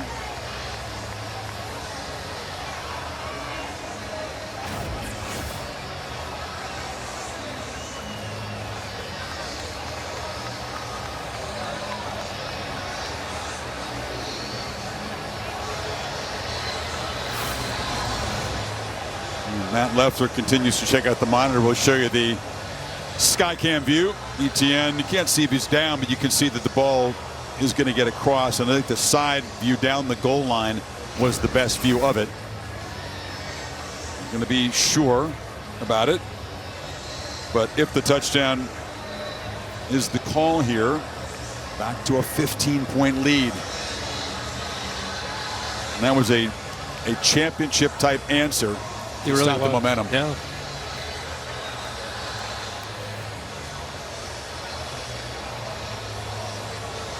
Not an ideal night for Beck by any stretch. Hasn't thrown a touchdown pass. Has those 3 interceptions. Threw one in the red zone earlier. But first replay I saw, Chris and I saw, it looked pretty obvious. Anything that's standing out to you why this is taking so long? No, After review, the ruling on the field stands. Wow. It's 3rd down. Wow. I'm surprised for the 2nd time tonight. Yeah. Yeah, I really felt that the ball coming straight down. There's a part of the ball that just as he's starting to hit the ground is over the goal line. I'm surprised by that stance. It's only about a football length away from the goal line, maybe a little bit longer.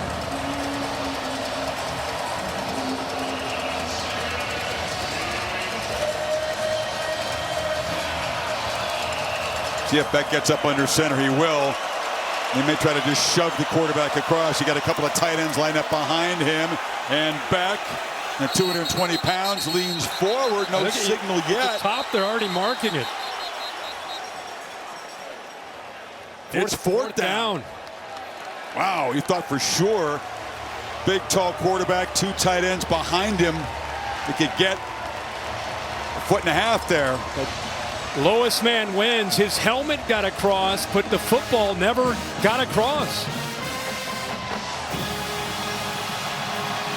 Good job of getting down underneath that Georgia offensive line. Alfred Collins in there. Lole. couple of 300-pounders. 4th down, big moment. Play clock at 3. And touchdown, ETN barrels forward. And now does have the hat trick of rushing touchdowns. And Georgia with a tremendous 89-yard, 11-play drive. Jurasek 84 with a pretty good block here, but there's not a lot of movement. Push there. Now you follow the guard who's pulling around 56 there. Big Micah Morris. Yeah, that's right. But look at the leg drive, the determination there by the back ETN to get that ball across and finally give Georgia that touchdown. They had to earn it, but that was a superb moment for this Georgia football team. Texas had all the momentum. They were backed up on 3rd and long. Georgia instead back up 15, 12:04 to play. Great night, great weekend in Austin. The home team now back down by 2 scores. 15-point deficit. 12:04 to make it up. And he's going to bring it out. Matthew Golden taking a risk, and he'll be spun down at the 20. The All-State bus, highlighted by Caesar here in Austin. What's the All-State good hands play so far this weekend? Got to go to Knoxville, Tennessee and Alabama. What a game. Down the stretch, a little under 6 minutes to go. Nico with a great throw to Brazil. They go up. And then it's about Jalen Milroe. Minute and a half to go, trying to make something happen. And it's picked off by Tennessee to secure a victory. And they're going crazy in Neyland Stadium. What a win for the Vols. 17 years since the Tide have had 2 losses before November. The locals will be grumbling loudly.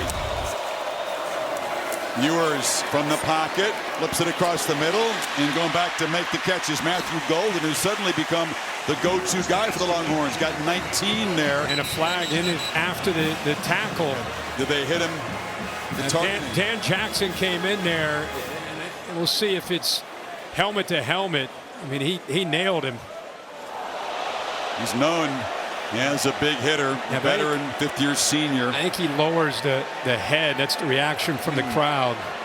Golden slow to get up. That's to protect not just the receiver, but the defender as much. Look at that. Personal That's foul. textbook. Targeting using the crown of the helmet.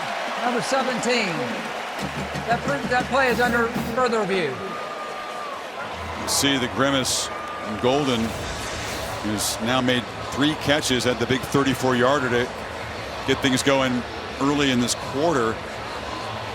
Well, he is a pivotal part of that secondary. A guy that's played, it's his 6th year. He's been around. He's played around a lot of great people with a true freshman in KJ Bolden back there. Malachi Starks moves around, plays some nickel. So his leadership is important, but he definitely.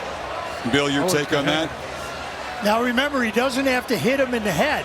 Right. If he uses the crown of the helmet with forcible contact into the shoulder, you still have a targeting call. You see the violence in real time of that hit. Jackson's the guy who's really been on a run. He made some key plays in that comeback in Alabama when they turned things around. The offensive fireworks got some attention, but the defense made some big plays. Is confirmed. Jackson made some of them. Number And 17 is disqualified from the contest. 15-yard penalty, first down. Played really well the last couple of games. But now he steps out, as you said, one of the key quarterbacks of that secondary gone. That's big. And not only that, 16 seconds into this drive, you pick up 46 yards after that penalty, and you're in plus territory. And when time is a big factor in this game, that's a big penalty to help Texas out here. So KJ Bolden, the true freshman, again, he's had plenty of reps, talented guy. Will have to step into a bigger role here. Been attacking the middle of that defense and throwing the ball to the backs out of the backfield. It's Gunnar Helm, the tight end. It's had kind of a quiet night. We're used to seeing him make a bigger impact in games. Picked up about 3 that time. Yeah, you're right about that. He was very effective a week ago against Oklahoma. But the man of this second half is Matthew Golden, who's lined up now off to the right to the top of your screen. Fake it to Wisner. Ewers down the middle, lofts it into space and over the head of the speedy Ryan Wingo. Kind of tried to throw it to his spot. Wingo couldn't get there. Well, he had to because he was getting pressured by Ingram Dawkins. If they pick up this block, it's Gunnar Helm, who's got a really tough job. He's here. He's coming over here to try to make a block right here. That's a tough thing to do against one of their better pass rushers. If he makes that block, that is a big play waiting to happen behind that secondary. Aguero, number 8. It's a big play here. They figure they got 2 plays to get the 7 yards. Have yet still to convert on 3rd down tonight. 0 for 9.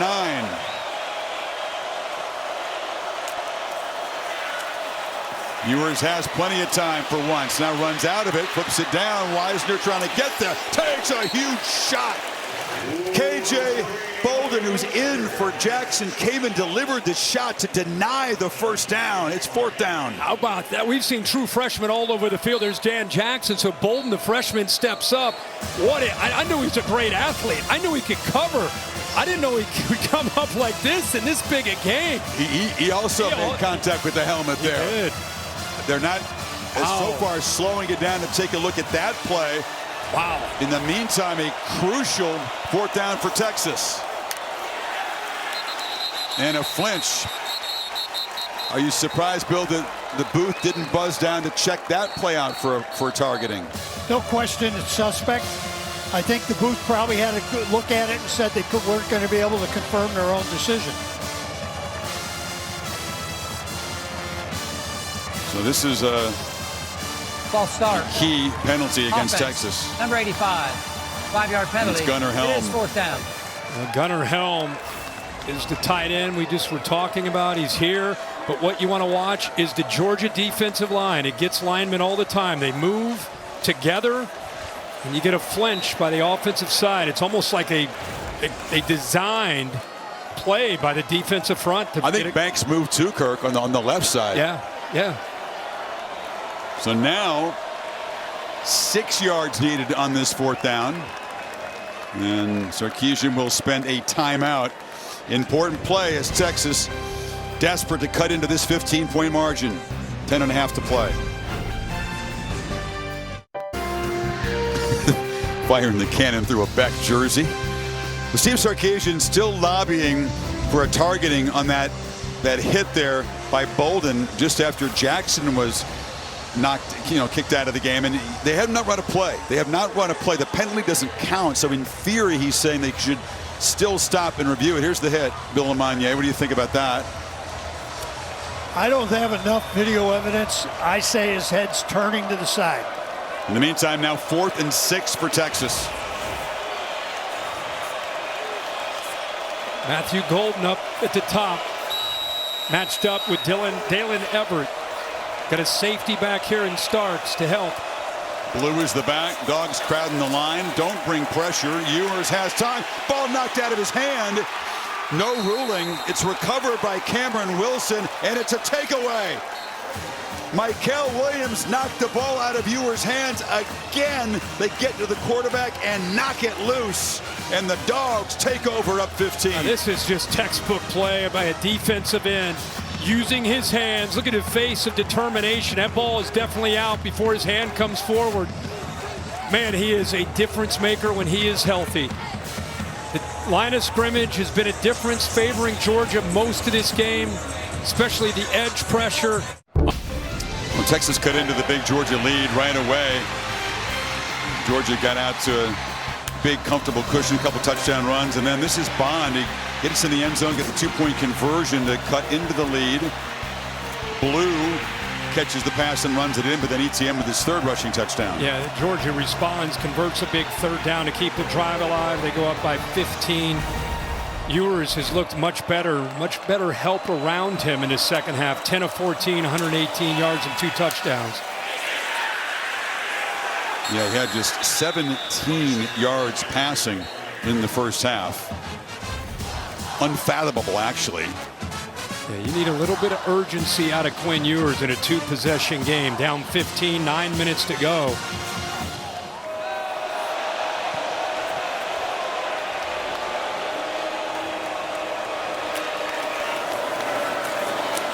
Horizontal throw to Blue, who turns the corner. He gets out of bounds. I agree with you. Look, every possession counts when you're down 15 here. You're 2 scores down, but you want to get as many possessions as you possibly can. Basically, with 8:45 to go, with 2 timeouts, the 2-minute timeout, down 15, you got to score on this drive. I mean, you need a touchdown on this drive. Clock continues to run. 2 needed on this 3rd down. Still searching for their first conversion tonight. Looking to throw for it. And they finally get one. Wingo on the crosser picks up 3. Brought down by Humphrey. And it's now 1 for 11. So they failed in their first 10. Quiet night for the true freshman superstar. Wingo's not been able to get on track. Just a couple catches for 2 yards. Again, methodical, slow. Tick, tick, tick, tick, tick. Ewers took a peek downfield and now just checks it down, incomplete. It was a little bit behind Wisner. Why do you think that is? Why isn't there more urgency? The team is certainly capable of playing with tempo comfortably. Yeah, I couldn't tell you why. I just think that you don't want to be at NASCAR speed where you're just going super fast where you might be out of control, but you definitely, right now the clock stops, so it's a different scenario, but you definitely want to be going. I'm just thinking about, even if you score on this drive, you're thinking about that next possession. Yeah.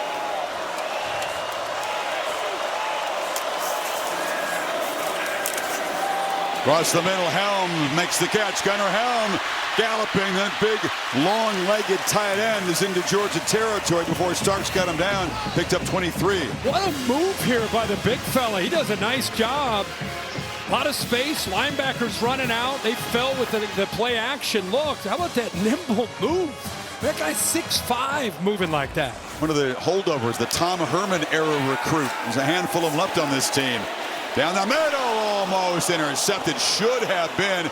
It was right in the hands. It was Raylan Wilson.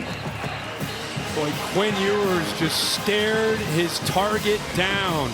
There's been some openings inside that defense, over the linebackers, between them, but this time it was closed. Wilson just read the eyes, and those eyes took him right to that interception, and he just drops it.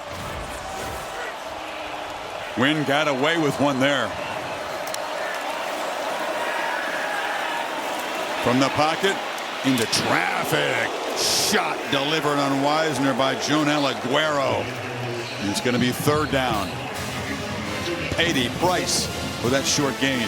Heavy substitutions for Kirby Smart. Glenn Schumann able to get the personnel on the field, which is so important for all defenses, but especially the style of defense that Kirby Smart and Schumann run. They're going to show a lot of pressure. Now the question is, are they going to bring it? Are they showing it and getting out of it? And they've stopped play before this third down.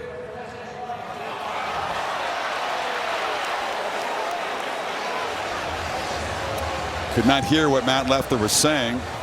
Look at targeting I again. think they're looking at the hit to see if he came in with the crown of the helmet. All right, Bill, let's get your initial thought on this. Aguero, oh boy, hit Wisner in the chest, but he used his own crown of the helmet. It's about lowering. It doesn't matter. Again, it's helmet to helmet, Bill. It's the crown. Yeah, and I don't use the term helmet to helmet because helmets can't hit. Yeah. But that defender drops his head, and that's the indicator there, and he's coming in with forcible contact. So if that's the crown, and it appears it is, targeting.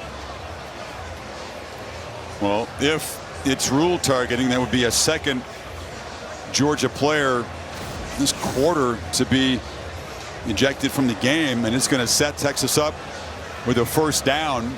Instead of third and long, it would be first down inside the 30. Jackson's already been thrown out of the game for targeting. Now we potentially have another Georgia player in this secondary going to challenge the depth. Malachi Starks, you have Ja'Cory Thomas, 20, that can play that spot too. Starks has the ability to play there. They have some versatile pieces in the secondary, but you don't want to lose two front line players when you're trying to protect this lead. You can see Glenn Schumann there in the red, and Kirby already plotting what they may have to do if Aguero is ejected. You know, the Nick Saban, Kirby Smart coaching tree. Guys get Dan Lanning, guys get opportunities. Feels like Glenn Schumann potentially going to be that next guy. It is targeting against number 8 on the defense. That's a 15-yard penalty will result in the first down. Number 8 is disqualified. These guys have a bye week, but the game after that is Florida and Jacksonville. So both those guys, Jackson and Aguero, would be unable to play in the first half of that Florida game. So, Chris, because Starks now has to play back with Bolden, he has the ability to play that nickel spot, but Ja'Cory Thomas, now 20, will come in. Smart not really complaining much about that call. Texas now set up at the 27. Clock still moving at 6:40. Pre-snap penalty on Texas. False start. Offense, number 56. Yeah, the 5-yard penalty. Right It is tackle first down. moved. Been a tough night for the Texas tackles, who are used to dominating. Both Cam Williams and Kelvin Banks NFL bound when their Longhorn careers are over. Not their best night.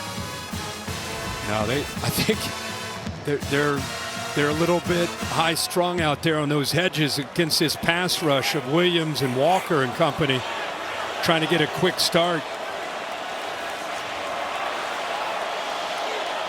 And 1st and 15, pressure comes again. It's picked up. Ewers, not a very effective thrower on the run, just not comfortable. And Kristen Miller was coming after him. So it's going to be 2nd and 15. Holly, what do you have?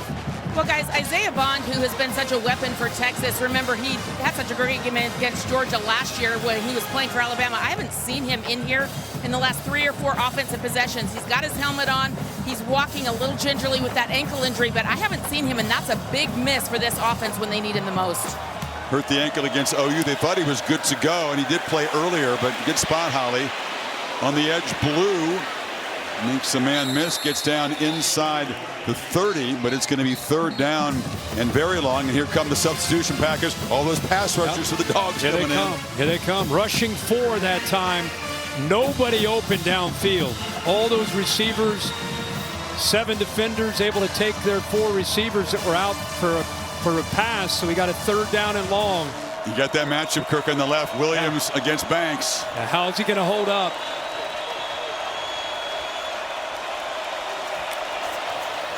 It's a 4-man rush and incomplete. High over the middle for Blue, who is pretty well covered. And now down 15. Field goal doesn't do you a whole lot of good. Offense stays out there on 4th and 12. Yep. Obviously got to go for it here. This is where you get a little bit deep maybe on that play sheet. Find a play where you feel that you can win. Probably going to see man coverage. Got to give Ewers enough time. You need a play that's going to take some time to develop. Absolutely crucial for the cause of the #1 team here. Pressure comes. Backpedaling across the middle. Catch May, but short of the 1st down. Wingo had to come back to the football and fell down a couple of yards short, and Georgia takes over. They brought, get rid of it. Yeah, they brought 6. Some movement late. We'll take a peek here at the AT&T clicker. You know, when the ball's about to be snapped, you got 3 down linemen right before the ball gets snapped. Movement late, effective communication, and you get a man free. Ewers, all he could do is backpedal out of that and throw it before the pressure from Ingram Dawkins gets to him. Now it's a slip. Yeah, and he just didn't get enough on it to allow that freshman to catch it. He had about 2 or 3 more yards he had to get to. Oh my gosh, says Sarkisian. So Texas moved it 61 yards. Used 4 minutes, come up empty. Still a 2-score game. And now Georgia hoping to run that chew the clock offense.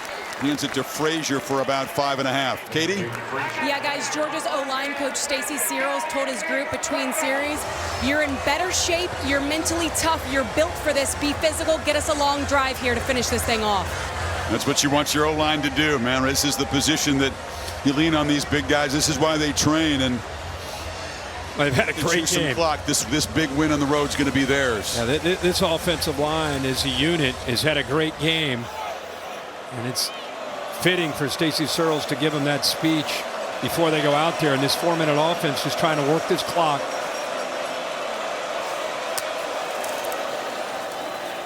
ETN, heavy traffic. He's going to be brought down in the middle of that line. So now it's 3rd down. Collins again in on the stop. Inside of 4.5 minutes. Texas has got to get off the field here, Kirk. You're right. Every second is precious down 2 scores. Just the 2 timeouts. Remember, they used a timeout earlier to give the officials more time to look at a potential targeting call on Bolden that Sark thought he might have had. So they burned that timeout. Still have the 2-minute timeout. Longhorns crowding the line. Perhaps looking for a run here on 3rd and 4, but Beck is on the move to throw. He's pressured, steps back, tries to scramble for it, and Carson Beck moves the chains with his legs. An enormous play by the quarterback, and Georgia keeps the football. Wow. How about that? You know, he is a great athlete, a great baseball player in his days, and he's just keeping his play alive. I don't think he thought he had room. And once he came back to the left, he saw a crease. And that is a huge play for Georgia, not just to get that first down, but the obvious part, just keep working that clock now. You got big Alfred Collins in the air, faked him out, and then a terrific job weaving back, got a couple of blocks. And now they go back to feed ETN, and first down about 3 more.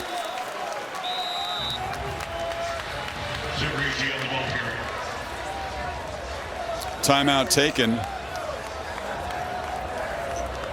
So Keyshian kind of going all in on this series, trying to get the football back. Yeah. Keep Smart from bleeding the clock out.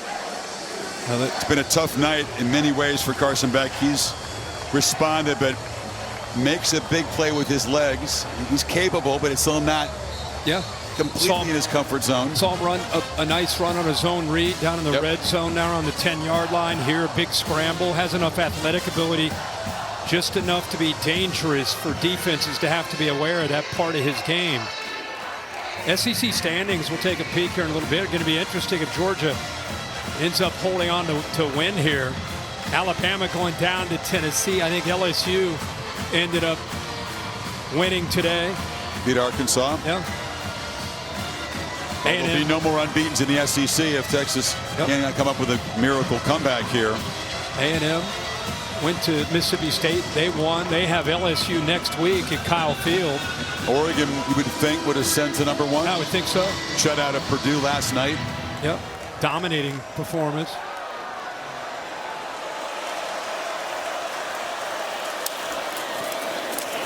ETN, he'll lose yardage. See if Sarkisian spends another timeout here. He does. He takes the final timeout with 2:55 to play, and third down coming up. Verbo brings you the college football rankings.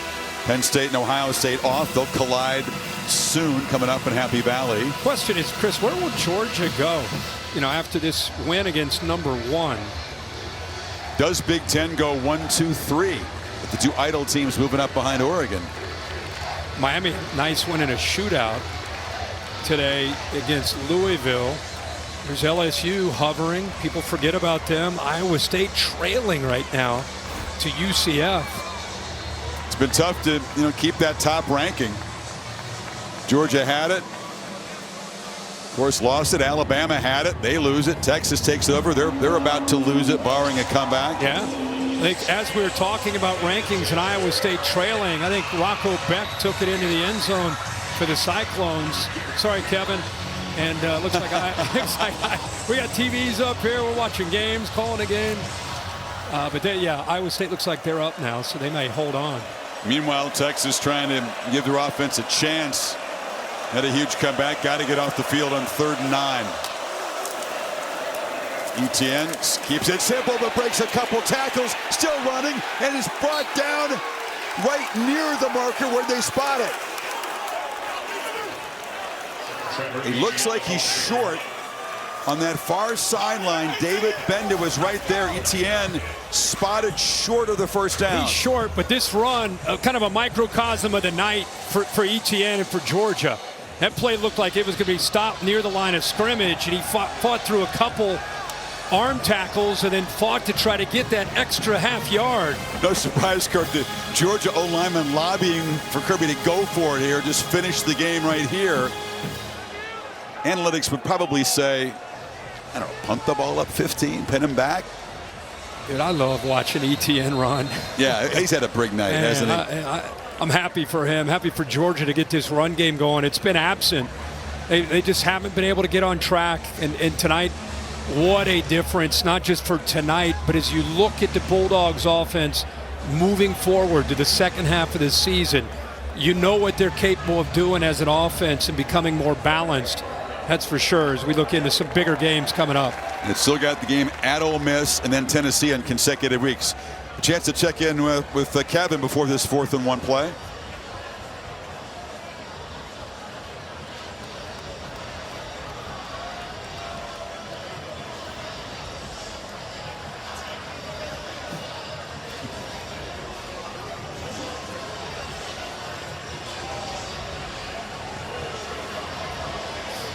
How good is college football these days? Just week after week, just tremendous finishes everywhere. They're going to review this. They're reviewing it right now in the booth to see if maybe ETN did get that first down. Of course, it's a combination where the ball goes out of bounds on that sideline. I don't know if I see enough here, Bill, to change the spot on the field. This angle won't show where the ball crossed beyond the sideline.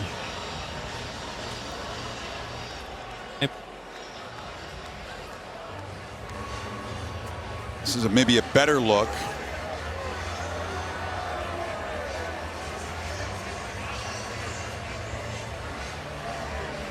It's almost a case, Bill, you've got to combine two different angles. Exactly. If you take and do that, they're synced together. You get the spot where the ball is when he's down or out of bounds. I think it's where the ball was when it went sideways beyond that sideline. Did it cross that 41-yard line where the marker is? Here's the verdict. The ruling on the field stands. It's 4th down. So not enough to change the spot on the field. Offensive linemen always want to go for it. 4th and short. Oh yeah. If you don't get it, obviously you're setting Texas up at the 40-yard line. Texas would need to score very quickly. Onside kick, no timeouts to work with.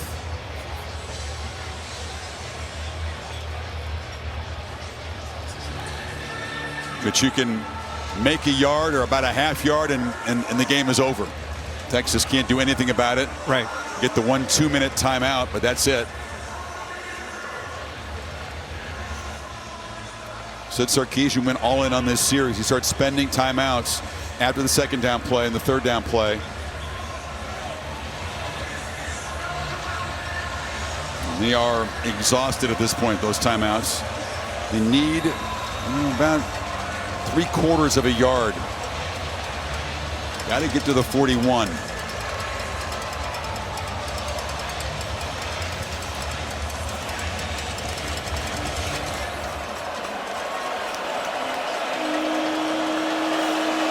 See if they snap it. They do. ETN, no, nothing. He is stopped short. The clock will stop with a change of possession, and that gamble does not work. ETN, a great night. He had nowhere to go off that left side, and Texas takes over inside the Georgia 40. Well, not done yet. No, not done. And Anthony Hill makes a play. I mean, the whole defensive line, they won the battle at the line of scrimmage, but Anthony Hill, you'll see him flash 0. He's able to get through there, squeeze through those gaps and get into the backfield and keep him short. Whenever it doesn't work out, you can second guess the coach. I know that's easy, but if you punt the ball down there, you pin Texas back. Thorson's had a great night. They got to go length of the field with no timeouts, score, get an onside kick and score another touchdown and convert a 2-pointer to tie it. Yeah. I mean, they made it a little easier for him. See if Sarkisian right away takes a shot downfield. Ewers instead backpedaling and just has to heave it into the bench. In fact, he threw it up and almost was picked off there, drifting back into coverage and getting his hands on the ball. It was Chris Cole, one of those guys who's stepped in with secondary shorthanded tonight. Yeah, my reaction to that is that Kirby Smart is confident in his approach, believes in his guys. What great effort there to go up and almost come up with that one-handed interception by Cole. The other thing is he trusts his defense. Ewers again flips it short. Helm makes the catch, but is stopped. Thought he was in the field of play. And that's going to be a clock stoppage for the 2-minute timeout. So Texas on the move, but still facing a huge 15-point deficit with 2 minutes to go. 2 minutes to play in what many consider the biggest game in the history of the stadium. Only the 3rd ever top 5 showdown. Texas coming in #1, but Georgia with an overwhelming defensive displays and winning position. Texas needing 3 yards here on 3rd, needing 2 scores.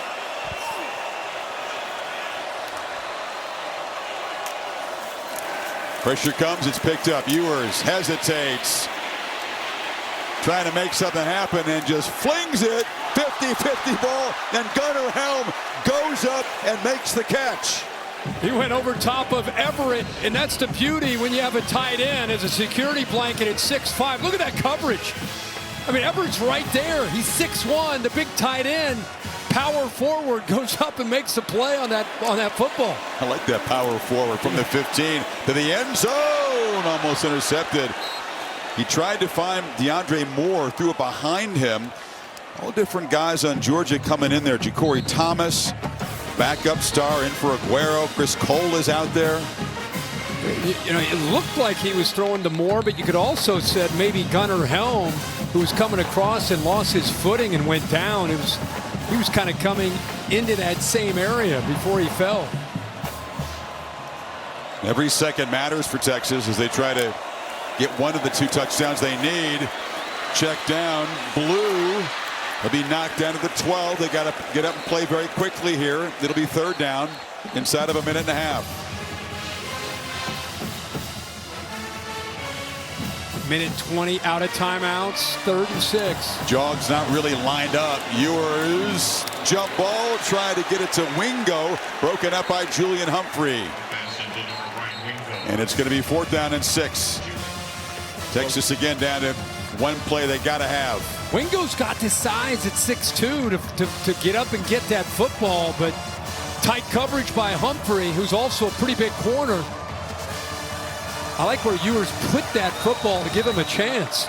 Dogs need 1 stop here to secure the win.